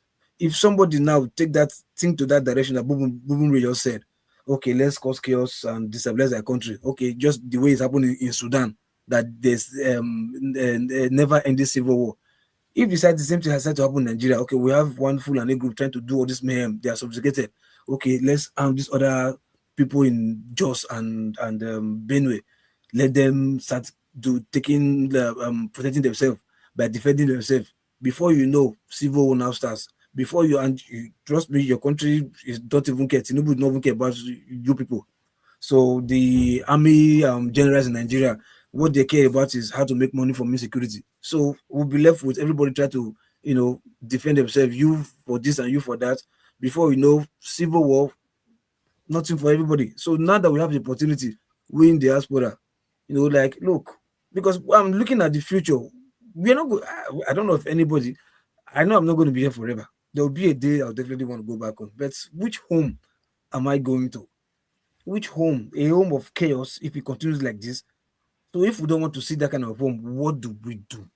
Because it's enough, seen from people, maybe the generation before us. Because for me, if this generation that is in power right now, if they live there, I think our mates are supposed to be the ones that are to go in there next. You understand? So most of us will see no one or two. So Why not just try and let's do something? I've been saying this year out. Like this international policy, I don't like to talk about it. It's not that it's not interesting, it's interesting, but it takes us nowhere. It takes us nowhere. We've been discussing this for years. What impact has it done in Nigeria? Nothing. We've not even said, okay, maybe this group is coming up now. This ideology from this kind of people is coming up. Okay, they are trying to synthesize the country to like, okay, how not to take bribe, how not to sell your vote. Nothing. We just talk. We believe everybody's hearing. Yeah, hear from one ear, go out to the other. We talk once a week here, yeah, or twice a week. But there's a situation that goes to Nigeria, that happens in Nigeria every day, that even overwhelm what we're even talking about, in case they're even listening. You understand? So for me, it's just so terrible that in Nigerian, everybody's just, we're all victim and we are at fault. You know what is happening. So people try to escape. You know, go back and do something. Not for those who just came, but at least for those who have been here. I mean, what are you to lose? I mean, if you want to go back to a Nigeria that you think, you know, you want to be safe and have peace of mind, enjoy. Why not do something? Why not work for it? If you don't do, who's going to do it for you? The people that already have their mindset damaged already, that they don't believe, people that were even born during the time of Obasanjo, how old are they now? What do they think? Which are this current youth? They don't know anything how good governance, what good governance is all about. They don't know. They've not tested it. And how many of them are even thinking about how life is supposed to be abroad, or so what government is supposed to do for the citizens abroad? They don't know. What they do is they hustle every day. They can't think outside what they live in. So they don't know. And so we that have managed to go outside, I mean, come on, we should be seen like trying to like give these people orientation. Because by the time we get old to go back, this will be the people that will be in control at that time. The next generation coming, they will be the ones in control at that time. By the time we are old, go back to the country. So please, enough of all this every time Israel, whatever. Man, they are fighting the war and their country is still okay. But we that are not fighting war, our country is, destroying every day. And we just keep quiet. I mean, come on, it's terrible, man. It's terrible. It's pathetic. We are like this. I don't know if something's wrong with us, but please, we should do better. Enough of all this discussion about other countries. We should be here talking about, look, whatever it is, start anything. Even if you don't believe in it, start. Just start. You understand? Mark Zuckerberg, where he is today, when he was graduating, he didn't foresee what Facebook is going to become today. He didn't say it. But he started something along the line. Other people started bringing idea. He started saying new things. By the time you get to 2, you now start to see, what you were seeing when you were in 2, when you were in 1. I mean, 2 will take it to another level. Like, okay, let me just try this. So if we don't start, nothing will happen. So please, we should just start something. Just roll the dice. You never can tell where it will take us to. Other people might even see it and like, get better idea than our own vision. But start. This idea of just chilling back home, just enjoying your dollars or your pounds, and you think life is okay. Except you want to die in foreign land and you want your body to be buried or cremated. It's up to you. But for people like me that wants to go back home at old age, man, come on. I want to see a place where I'll go and have Deal with this somewhat bizarre picture of a Japanese crab. This is. Yes, sorry. So please. We should do better. I mean, enough of all this talk. Like the time we say people are listening. Nobody's listening shit, man. Everybody's hungry in Nigeria. Nobody's listening bullshit. You understand? They can only listen if we do something, we start something. Who get time for when you have people like Very Dark Man or Mr. CEO or Daddy Freeze pumping out their content every day. Now our own twice a week. Now they won't call listen to. Youths of boys and girls of you these days. Now what don't call listen to. So please, we should ask. I hear what you're saying, and I'm sure the people are hearing you. And please, I'm telling you, that they're not listening to any bullshit, man. They're not listening to any bullshit. Every day, they are listening. The evil politics, all state government are doing. Okay, wait, we are talking about this every day. Now people who they die for Jos and Benue. Now we can't get time.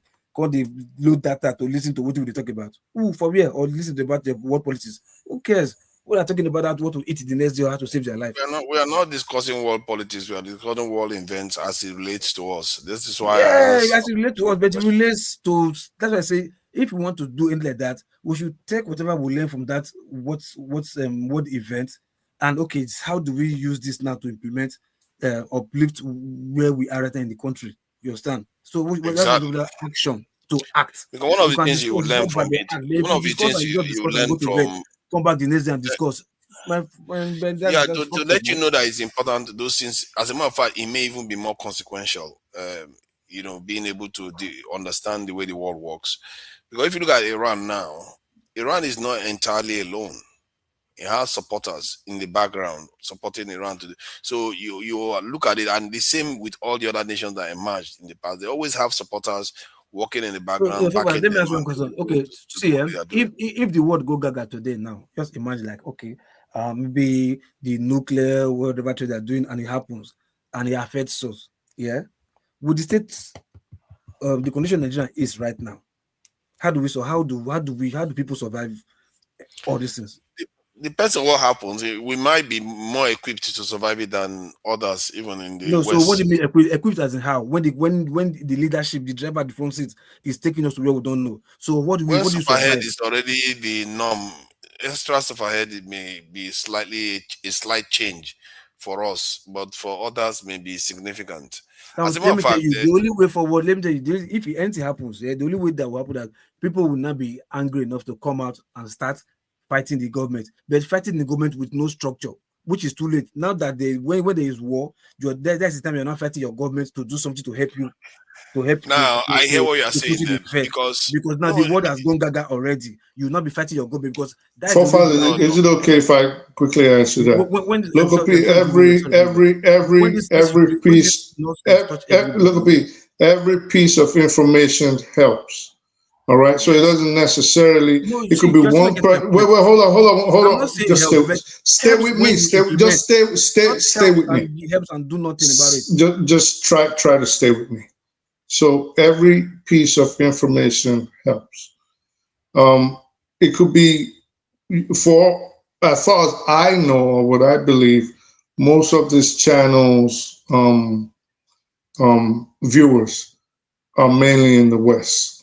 At least based on the statements of Dr. Damages that he goes out and people say, "Oh, I like this person, I don't like this person," or they ask him questions, right? So if something was to happen, a catastrophe in the world, maybe the people in Nigeria don't know what is coming, or maybe they don't know how to help themselves or save themselves if something was to happen. Well, it is not beyond the realms of possibility that someone could glean information that they got from a forum such as this to aid their people back home or wherever they are. See what I'm saying? So it's not entirely useless. You have to remember, no country lives in isolation. So they're saying we should ignore what happens in Iran or the Middle East. Now, I don't think that makes. I don't. Sorry, Hold on sorry. one second. I don't think that makes sense I think you heard what because. I said. I think you heard what I said, but you didn't Well, understand. hold on. Yeah, Let me just end what I'm saying. So I don't think dissuading people from discussing issues that could affect them directly or indirectly is a good idea. I don't think you should dissuade people. These are things that affect Nigeria. Dangote refinery, like we're talking about now, is saying, well, based on the war in the Middle East, I can make more of a profit if Nigeria still issues these licenses for imports of petroleum products. I could send them to Asia or I could send them to Europe. Yeah. See, I for me, let me say this. I guess you understand what I said. I know you understand what I said, but where I was tailoring it to, that was where you didn't get it. I didn't say discussing is bad. Like I said, we're gonna discuss, but I want you to, after discussing this, what we've discussed here, now we'll take this and put it into action in our country as regard where we are right now. Hence, I said, if the world go gaga today, you understand, Nigerians are not prepared for what is coming. Now that the country is in a bad shape, the only thing that will happen from that in Nigeria, will come up from Nigeria, is everybody will now become, maybe that this revolution will now start, whatever, because they will now be like, oh, government, please, we can't have this, we don't have water, we don't have food, no market is opening, this and that, poverty, everybody will now come out to fight at that time. And at that time, there's nothing the government can do because the world as this has already gone gaga. So what I'm saying, like, now that we have this idea, like you said, people that are listening to us, most people are from diaspora. Now that we have this idea about the world, like, okay, we should be saying, like, let's start do something in Nigeria quickly now, so that when, in case should anything happen that the world now goes gaga, before it gets to that time, Nigeria must have had something to build or have a direction to go, like, okay, this is what is happening. But now, do something like what? Living in denial of what's happening in the world. We are the ones that is following up. What do we do with this information? But, that we have? Okay, so you suggest something to do. Do something like what? What are your suggestions? And look, if okay, I before now, I'll be talking about when I try to introduce diaspora voting, not because like voting is the only way forward. One situation whereby people in diaspora should be involved in election participation, because I think if they can bribe those who are in Nigeria, I'm not saying they cannot bribe those who are here, because when Tinubu came, we saw people who went there to go and collect money, yeah, but at least the chances of them just bribing everybody, because we know we have large majority of Nigerians outside there, that if they vote, it's going to be difficult for at least the INEC to do something just as easy compared to with the people with only in Nigeria. You understand? Something like that. So that's why I say we should vote. But even if we don't want to see like diaspora voting, but we should be seen, speaking out, calling the embassy, the ambassador, like, look, this we don't, but you should be seen speaking out. Okay, they sent somebody like what's it called, Femi Fani-Kayode to a place like Germany. Germany rejected the guy. You might surprise that it's maybe might be Nigerians who wrote, you understand, petition to the German, whatever, to like, no, this kind of person is this, we don't want kind of person here. It might be, you understand, because I was surprised, like they are sending somebody here saying, no, we don't want you, go back. Why? They gave the reasons, because is he competent because of his what he has said in the past, this and that. So it might be that with Nigerian Germans who live there, that wrote petition, whatever. So, but they did something. So, like I said, like we too, we should be saying like coming vocal all the time, because so that this government. Yeah, but okay, let me say something. Since it's something you're passionate. Yeah, I'll just end. Since it's something you're passionate about, I think it is incumbent on you to at least get the ball rolling.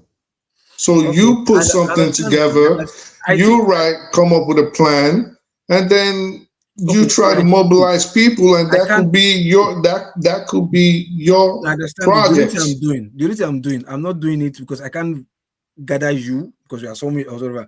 The only thing I can start is I'm doing with my community, as in where I am, friends, one or two persons that I meet maybe in clubs, in pubs or whatever events. Like I speak with all the time, you understand, and I'm not stopping.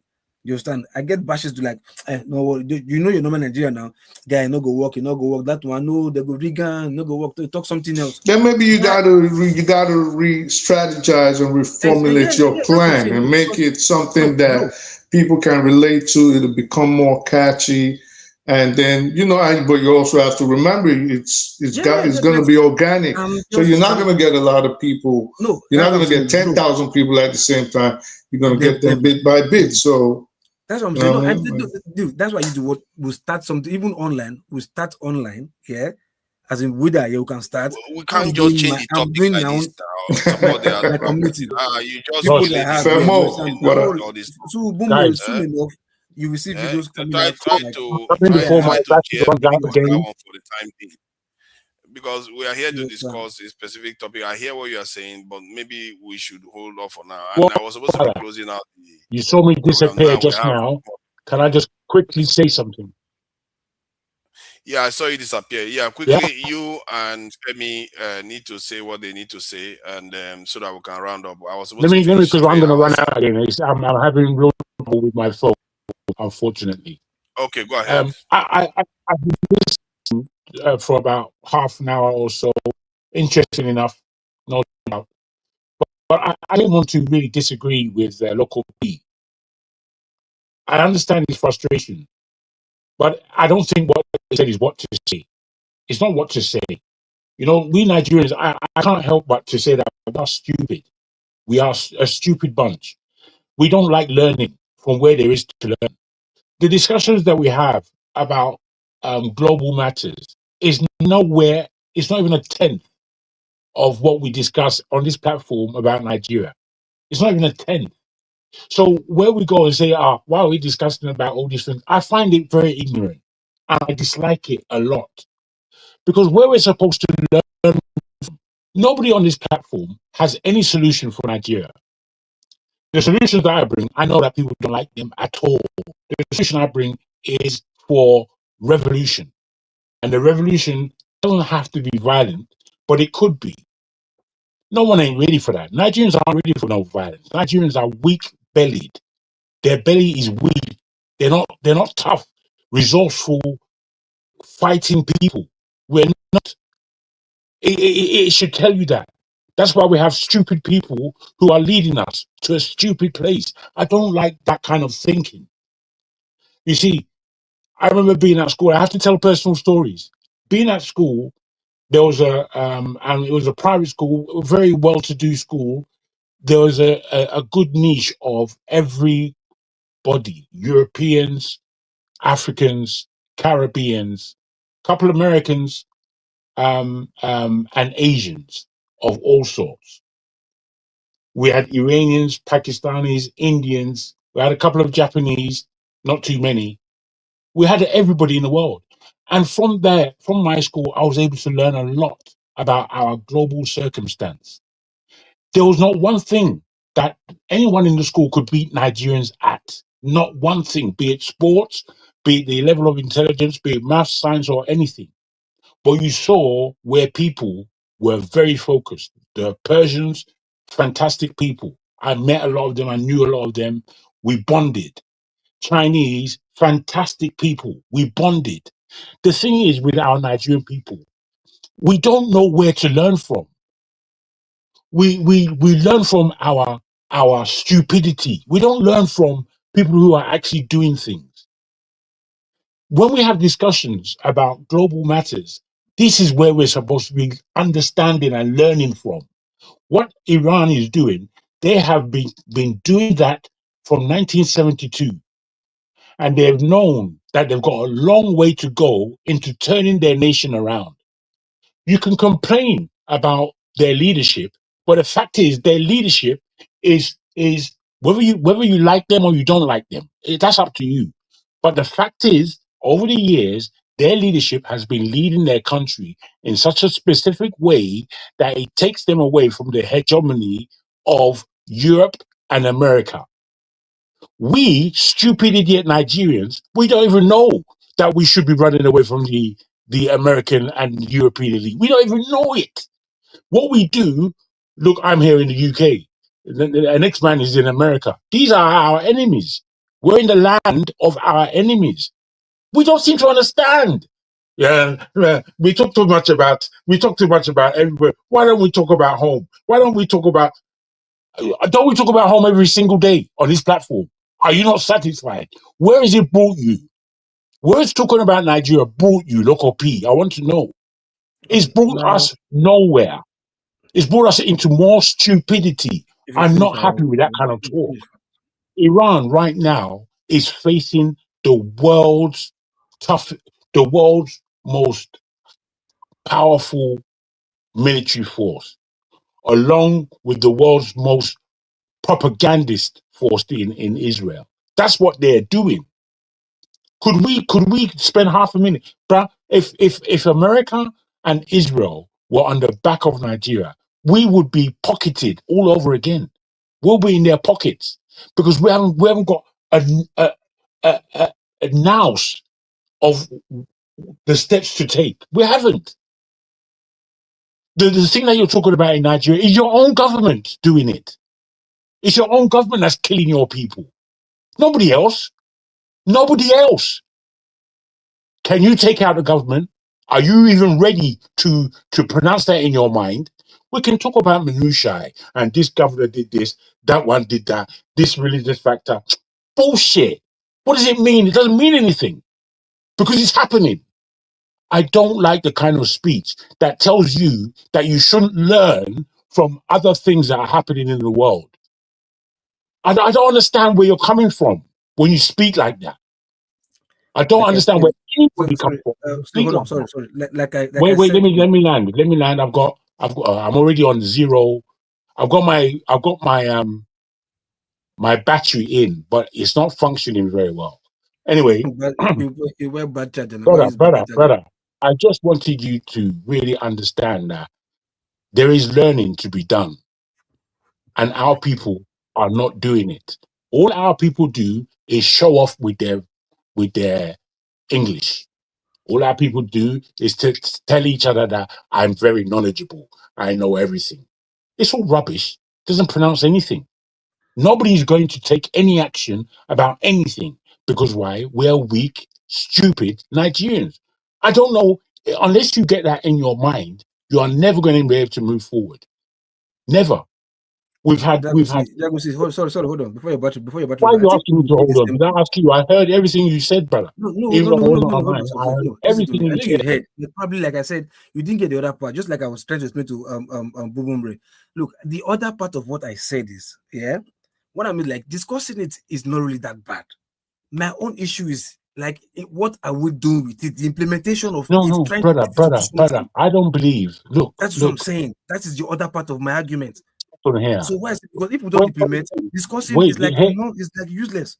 Okay, I heard you. That's what I'm But talking you about. see, That's when the we other part. It's too wait, discussing it, I've yes, heard it's not you. that bad, but implementing it with what is happening in Nigeria right now would do I something. understand your This is the other part of my frustration. argument. I understand your frustration. I really, really do. And I don't mean to point at you in this way, but I am underlining that the geopolitics of this world is not really understood by us as Nigerians. It's not. We just use it to talk. We don't understand it. We don't. And every time I'm on this platform, I see that we don't understand how. Good. And we talk about it and we don't understand. And we talk about it often and we don't understand it. No, I'm talking about the Nigerian issue. The Nigerian issue in itself, we don't understand it. Nigeria is too complicated for us as Nigerians.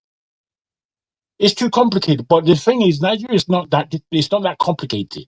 It's only that we love arguing about nonsense. It's not that complicated, Nigeria.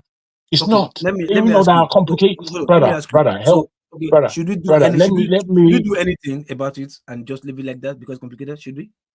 No, I don't believe so. As I said, I've known about Nigeria's situation properly for the last 40 years, and nothing has changed. In fact, things have gotten worse year by year. Because diasporans have done nothing. No, it's not because of the diasporans. It's because of Nigerians. It's because of Nigerians. As I said, no one on this platform has to look far. If they're going to tell themselves the truth, you only have to look inside your own family and you'll see where all the problems of Nigeria is. You'll see where it is. We like the European. We love the European, but the European is our enemy. If I tell my people that, they'll push me down. The European is our enemy. The Oyumbo is our enemy. He's been our enemy for 400 years. But where are we? We are either in America or we're in Europe. We in the 60s, if we all went to Russia, China, and we would have learned a lot more about who we are in actual fact. But none of us were going there. I remember an auntie of mine said, Chinese, they are very violent. Hey, Chinese will be a shock on their face. Hey, the Chinese people, that's how we behave. That's how we react to everything. You mean the Russian? You mean Putin? Hey, you can't. That's how we behave, like fucking idiots. We're going to go and meet, what's his name? The president of Trump. We're going to meet Trump. Is he intelligent? Fuck idiot. Yeah, I put out a post to you. I don't know if you saw it about Kemi Badenoch. If you hear the harsh horror that is coming out of her mouth, that's a Nigerian right there. A stupid bitch. She said that um, Ghana should have never brought that petition to UN, and really and truly, she said that the British should have said they should have joined America, Argentina. She No, denied it but very recently. what I'm trying to She tell you, denied it now. my brother, waity. She What I'm denied trying it to now. tell you, is that is a typical Nigerian from our parents and our grandparents' age. That's a typical Nigerian right there. Me, I can't agree with her for a second. But there are too many Nigerians who will agree with her and agree with their passport, what they see, what they read, what they understand. This is the problem. The problem is that we don't know who our enemy is. We don't like to know who our enemy is. We just like talking rubbish. That's it. I don't know what confuses you. What's confusing? Am I correct Nothing or is am I confusing me. incorrect? Look, things is bad and something has to be No, done. but we have Finish. confusion. You took it upon yourself. Me, I came here when I was 3-4 years old. Yeah. So you can hear it in my accent. I've been here most of my life. You understand? I've traveled the world, but England, UK is where I've been. Is where I've grown up. Is where I have my friends. Is where I've built family. You understand? Because I was brought here. But you, it was your choice to come here. Why didn't you go to Russia to say that I don't want to follow where my enemy came from? Why didn't you go to China to say that let me look at a different part of the world, a world that is emerging, and let me see what they No, have to. We're coming I to the came here. old world. Hold on. If I didn't come here, it would have been maybe Canada or We're US. going to the place where enslaved us. I see myself. 400 I see myself years. not learning new language again. That's just for me. That's why I came here. Okay, I'm saying that the thing is, the way Nigerians operate, you can tell that we're not thinking, or we're not thinking in the correct way. All we're thinking about is ourselves as individuals and money. Good, yes, which has brought us nowhere. Jago, are we going to remain like that? Yes or no? That's what I'm saying. There's a whole bunch of people that are looking to come to Europe. They don't look or go anywhere, but their number one choice is UK and America. That's their number one choice. Probably they don't know better, but we that diasporans now are here. We're not what do we do? We're not choosing to see how big this world is and how to navigate with our minds. We are not. We are not. And that's where the issue is. So the issue is that leave it like that. No, hold on. So we should leave it like that. My brother, Femio, make you take over. See what I wanted to say. I know it's terrible. Look, but look, see, something needs to be done. You understand? My idea might not be the best, but as a collective, it's my worry. Like I said, look, old age, all of us go out, except for those we no one go. All of us will go out. I'm frustration. I said it. There's nothing that you say about home that I disagree with. But what I do disagree with is that there is learning in the rest of the world. And when we don't discuss these things, we don't have it in our mind what it is to do with our own nation. My brother, I'm telling you that for real. I don't think Nigeria's issue is that complicated that it's rocket science. Iran. Listen, let me try and educate you a little bit. Do something about it. Let me try and educate you a little bit. Iran has been going through a revolution since 1972. No, it's the fact. They have been revolting. What have they been revolting against? They've been revolting against America and Britain. They've started since, like you're going to you. Okay, let's start. Okay, they've started, but let's start. And they've started since. You're still not understanding. You're just saying let's start. Let's start isn't a problem. I'm ready to start. This is my pronunciation. And I believe I'm correct. I've heard other kind of solutions, and to me, they're all rubbish. Rubbish. The only solution is for the people to take back their power. Yeah, and the way they take back their power is with a revolution that says 2027 is not a year of any level of um, um, voting.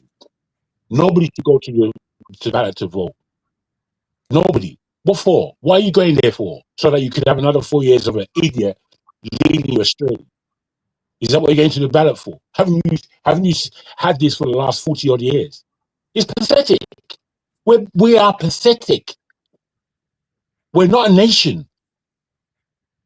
We're not people that think alike. We're not even a people that love each other. We will put hate in front of love any day. Any day. If when you look on this platform in itself, you'll just hear the kind of rhetoric that comes out of people's mouths. You see that this is not a nation. This is not people of a nation. These are people that hate each other, as far as I can see. These are people that want to cause trouble for themselves, as far as I can see. These aren't people that want to come together and do anything powerful. You know, nations like Jamaica, and I'm talking about the people and the politicians, nations like Jamaica and Jamaicans, I've studied them, bro. And these are people, they are in their spirit, are revolutionary people. In their very deep spirit, they have done things in this world as individuals and as a collective. They've done it. You can see it. If you come across a Jamaican, you know that this guy is not going to be an easy player. He's not going to be a pushover. My brother, I can tell you about Nigerians. Though. I don't know if I'm older than you people, but I've been on this planet a while, and I've understood how it works. And it doesn't work the way Nigerians suppose it works. It doesn't work the way Nigerians think. It does not. And keep saying it. Nigerians are stupid, belittle myself. I'm saying that because we have to take a good hard look at ourselves in the mirror. We have to. But do we? We don't. The majority of us don't. There's Kemi Badenoch there who has said, I don't want to be a Nigerian. Me, I don't want to be Nigerian. That's what she said. I'm English. That's what the woman has said. Now, I don't agree with her for 1 second. However, that is what Nigerians mainly want to do. They want to separate themselves from their birthright. This is the actuality. And I don't know why you, in particular, as old as you are, don't understand that. Everybody wants to run away from Nigeria. You think it's only you? Everybody wants to. If they can, if you can give anyone a ticket to get out of that country, the place will be empty. Yeah, but sometimes this is the fact. Sometimes you're arguing with yourself. Sometimes it takes the few, very minute, maybe 1% of the 1% to open the eyes of the majority. So it might not be everybody wants to run. Doesn't mean everybody really wants to run. You get my point, you know. So Ogafemi, I don't know if you probably if you just maybe you have a contribution to say because Fofara says no. Let me just say you may want to close. So probably if you have something to say, Ogafemi to say before Fofara comes back. Thank you. I've already put in. Nigeria is full of people with back, zero backbone. Soulfulness is not with us. Aggression is only to be aggressing ourselves. We don't know how to aggress our real enemy. There are countries in this world, like Iran, that have always stood up. Always. From Mossadegh, they took it down. From Mossadegh, they gave them the Shah for God knows how many years. They took the Shah down. They gave them Khomeini, the first one. He was in. They struggled with it, but they remembered that they are Persians from 3,500 years ago. Most of us in that place called Nigeria, we're older than them all. Our history goes back far beyond theirs. Who are we? Tell us who we are. But we have to be serious. We can't just be here joking. We can't. I don't like joking. I like comedy. But I don't like jokers to do what with. Ridiculous. Yeah. We have to.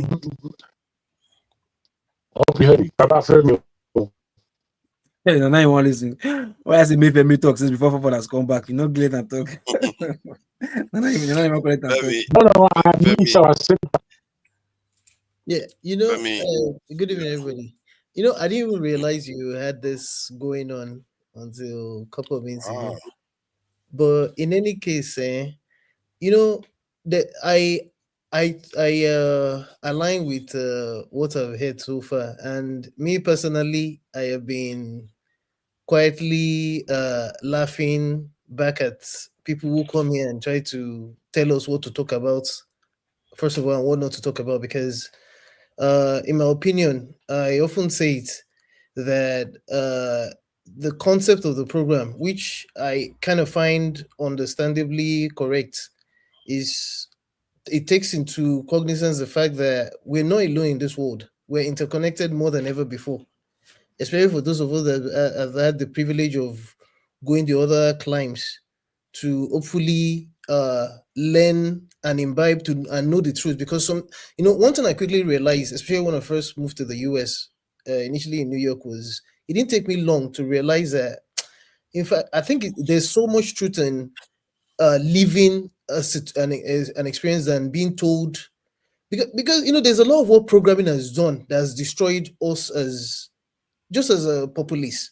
And you see it even here in America, where a lot, especially all these young kids that you have now, they're beginning to realize that, wait a minute, all these lies that they've lied to us, because we have a different generation now all over the world.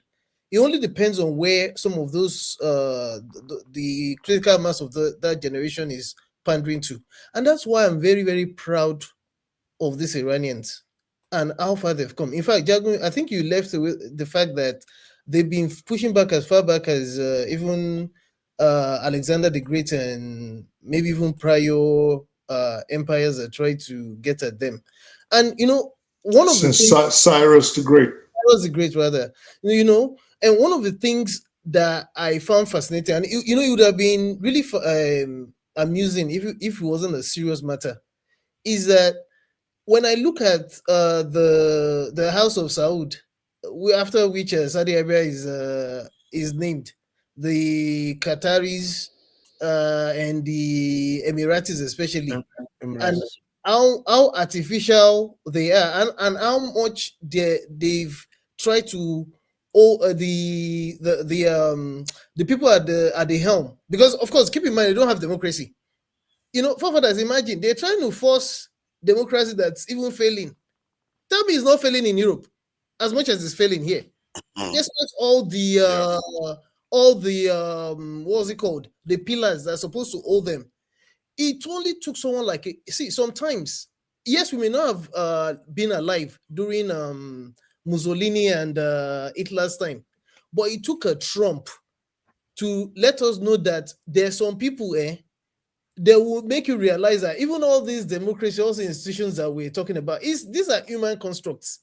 And sometimes, even if it works for some people, it may not necessarily work for us. And that's why, personally, I feel this democracy, I've come to a level where this Western democracy, at least, we're just wasting our time. It's not working for us. You saw, for example, what's happening with this march towards a one-party rule in Nigeria, as if Nigeria has not necessarily always been a one-party, what's it called, Menini. I would prefer that we put aside, because yes, it's true that we have biases. We put aside our biases and learn. For those that think this is just all about Muslim versus Christian, after all, Netanyahu and his people, Ben Gavir and co, let us know, for example, that if you think that even Israel, for example, for whom the Americans are trying to waste resources and kill themselves, human lives and whatever, he let us know by what he did with that church of, is it Sepulchre or whatever they call that church, the way they killed. Yeah, and look at the number of Christians that they've killed in Lebanon. Because sometimes I think people, it's true that yes, we all have emotions, but people get too emotional to the point that because of the hate that even we Black people have within ourselves, We fail to open our eyes and try to learn the truth about what's happening. Because look, forefathers, you know about VOA now. If you know the amount of VOA I listened to when I was young, and thank God I have a questioning mind, because sometimes you hear some things. America is this. Even prior to America, there was the England Empire. They probably acted the same way. But where are they today? One thing people need to understand is that there's always going to be some people that if they really want to fight, and that's what I think Nigerians should learn, Africans should learn, not just Nigerians now, beyond any other thing. Because we can say all the dogo trench that we want to say about how we want Nigeria to be better, but are we even we don't even love ourselves, even within individual what's it called, or individual huts and religious clans or inter-ethnic. We don't love ourselves like that. We just come and we make it seem as if the problem is Yoruba, the problem is this. Forefathers, you go to Nigeria, sometimes don't you see what even ordinary people do to themselves within Nigeria? Ordinary people, forget about government. So me, I'm learning a lot, and I'm just glad that people who think that because America might is always right. This has changed. Iran is about to change the world. That change is about to come now. Because some people will come and say, I've heard people say on this forum, for example, that if you don't like America, why are you there? Why didn't you go to China? And I just laugh because that shows lack of depth and knowledge.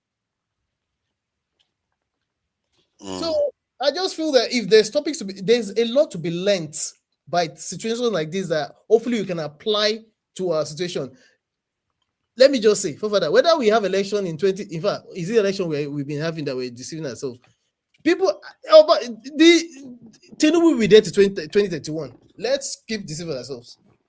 We're not ready. What happened with Iran is something that a lot of people would learn from, because they now realize that even a country that has been under sanction is able to Femi, use environment as part of its power. Femi, Mr. Femi, my argument talking about like discussing the about what politics, yeah. Like I said, you just interrupted me. I was talking. That's I said, please, now hold on now. That's I said, please, forefathers. I said, please, forefathers. That you don't you be a moderator. You do get longer time to talk now. Quiet for long now. You go please, you go. I don't know. You go rush one. I don't know. Yeah, now I was quiet for long. So, Mr. Femi, what I said is what I'm saying. Like, look, talking about what politics, yeah. I did not say no, we shouldn't or whatever. My question is like, yeah, talking about it is good, vis-a-vis using what we've learned from what we're talking about and implement acts to salvage what is happening in the country. But if we come here and speak and talk about it and maybe learn one or two things about ourselves or say one or two knowledge that we know and where we come from is getting worse every time. I think it would be like a disservice to like we just come here and talk and we don't care what happening in our country. That's where I'm coming from. So, in as much as we want to come here and talk what we know or learn from other people on this and that, my goal is look, because I don't know about you, maybe you might say, okay, when you retire from where you are right now in the US and you are maybe like 70 plus or 80 plus, no, my best, okay, I think let me go to Nigeria and just this and that. You might be that person. For me, I am. You understand? And I want to go to a place where I think it's sane enough, where insecurity will be a thing of the past, power will be a thing of the past. You understand? But the direction with which this country is going right now is as if it's not even stagnant, it's running backwards. And if we in diaspora, because for me, I think people in Nigeria psychologically they are damaged because since 1990 now, many of them are old enough to know that no, like this what they are seeing in Nigeria is the only type of way that the country should be run. That's the only thing they know, except maybe they say one or two things. But the everyday life that they live has conditioned their mind to like this is Nigeria B. Nigeria you did now. That's Nigeria B. But with that, from looking at Nigeria with or looking from the other lens, or be able to see, no, this is how it's supposed to be. Like some people will tell you, if you travel abroad, you will not your prayer prompt will change. You will not know that the things that you are asking God to do for you is what your government is doing for you over here. Why is it that like that? You understand? Because you've left there and you've seen better. Okay, now for those of us who have opportunities to see better now, and we know we have loved ones there, and this is what is attached to us. This is our DNA. This is our own, because I don't believe you will sit down there and your family house, your house that you are living in, things are not working well. You will not be ready to stick your neck out there to make sure that no, you have to stop this thing. So that same energy that you have to take care of your own house, immediate household, you understand? Why not just put that same? This is our country. You understand? To like, it might be something small, but something to identify with that can take everybody together. Like the devoid of, like you said, yes, there's tribalism, there's religious extremism or whatever, but like something to start that with, push this thing out of our mind. Like my brother, look, enough of all these things. Same suppose a casual say, I go travel abroad. India man will not speak English. Yeah, they would expect to pass me with speak the English with they hear, with they understand pass. You understand? Afghanistan will get accent. I go come to this country, I go follow you white man talk, but they prefer to run things with like Indian man when they speak the same accent or with them than me would speak the same thing with them. Sort of, it's a problem. And me as a human being, they're not born me to follow to carry last. They born me to like, I'm a man of my own. If I can say I'm a man of my own, why can't anything that associates with me as our own also be known as, yes, something that now we be this? Like you're just like football club, or even let's use confraternity for instance.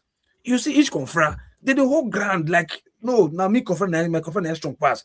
You understand? So they are fighting for their cause, their confra, fighting rivals to whole ground. You understand? So because they know they are identified with that cause that they belong to, so they can fight their rival to make sure they're not protecting themselves, protecting our cause, because they know that they are identified with something that is our. So what about we Nigerians? Why can't we do the same to fight our country? Because this is a country that we identified with us. Why can't we? That's what I'm talking about. So talking about what politics we learn, Iran war, no problem. I don't have a problem discussing about it. But if it's not, we don't see anything that is being implemented in our country to fortify our country. For me, talking about this is useless. That's what I'm saying. Okay. What if? Sorry, Femi. Hold on. I have to. This thing close out. Anyhow. I won't be long. I just want to say one thing. Anyhow. That's how some other person will come. Then that person has to talk. Before you know it, this is 3 hours I was supposed to end. Don't worry, you can round up backstage. Don't worry. Let me just do this. So that let me just thank the people that came in the chat that somebody donated to refer to.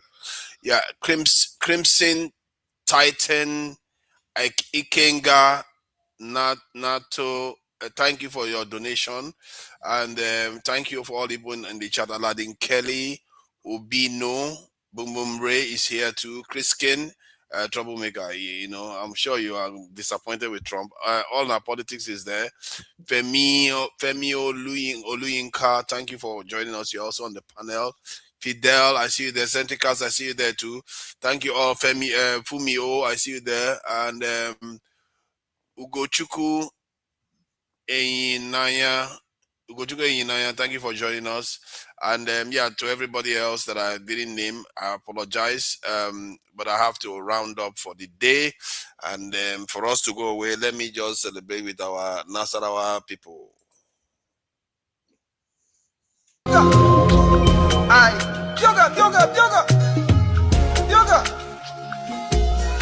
Inowogogogwa arifetu gimabo Obozano bo Owuso gamilo Mbelago koka Alago tupalo Atunabi inowo nana atulo Ijo shibiga Ikia shibiawa Ikoka kokaga Ikia kokawa Elago lewole Elaloye bolo Ambatupa mole Ogo moda jalo Kimaha Momale Awayiko bibilo Ole haya geku Olodumaya geku Olomoteho, oye koponu moya sema, omole hapa, oda oye moya jama, oblage geku, ipuga je moya gama, elago uso, otris. Yoga, ay, yoga.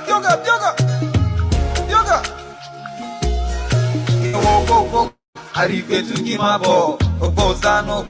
Owuso gamilo, mbelago koka, alago tupalo, atunabi inowo nana atulo, ijo shibiga, ikia shibiwa, ikokaga, ikia kokawa, elago lewole, elaloye bolo, ambatupa mole, ogo moda jalo, kimaha, momale, awa, bibilo, ole haya geku olodumaya geku olomoteho oye kokonu moya sema omola hapa oda oye moya chama oblage geku ipuga je moya gama elago uso otris yoga ai yoga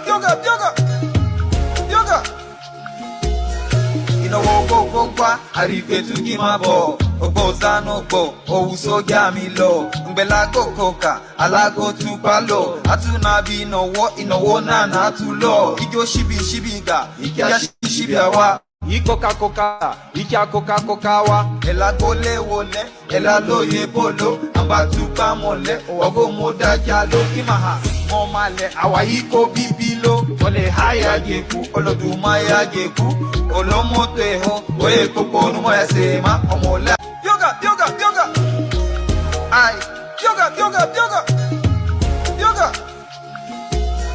inowo kwa arife tukimabo obozano bo ouso gamilo ngbela kokoka alago tupalo atuna bi inowo na atulo ijo shibiga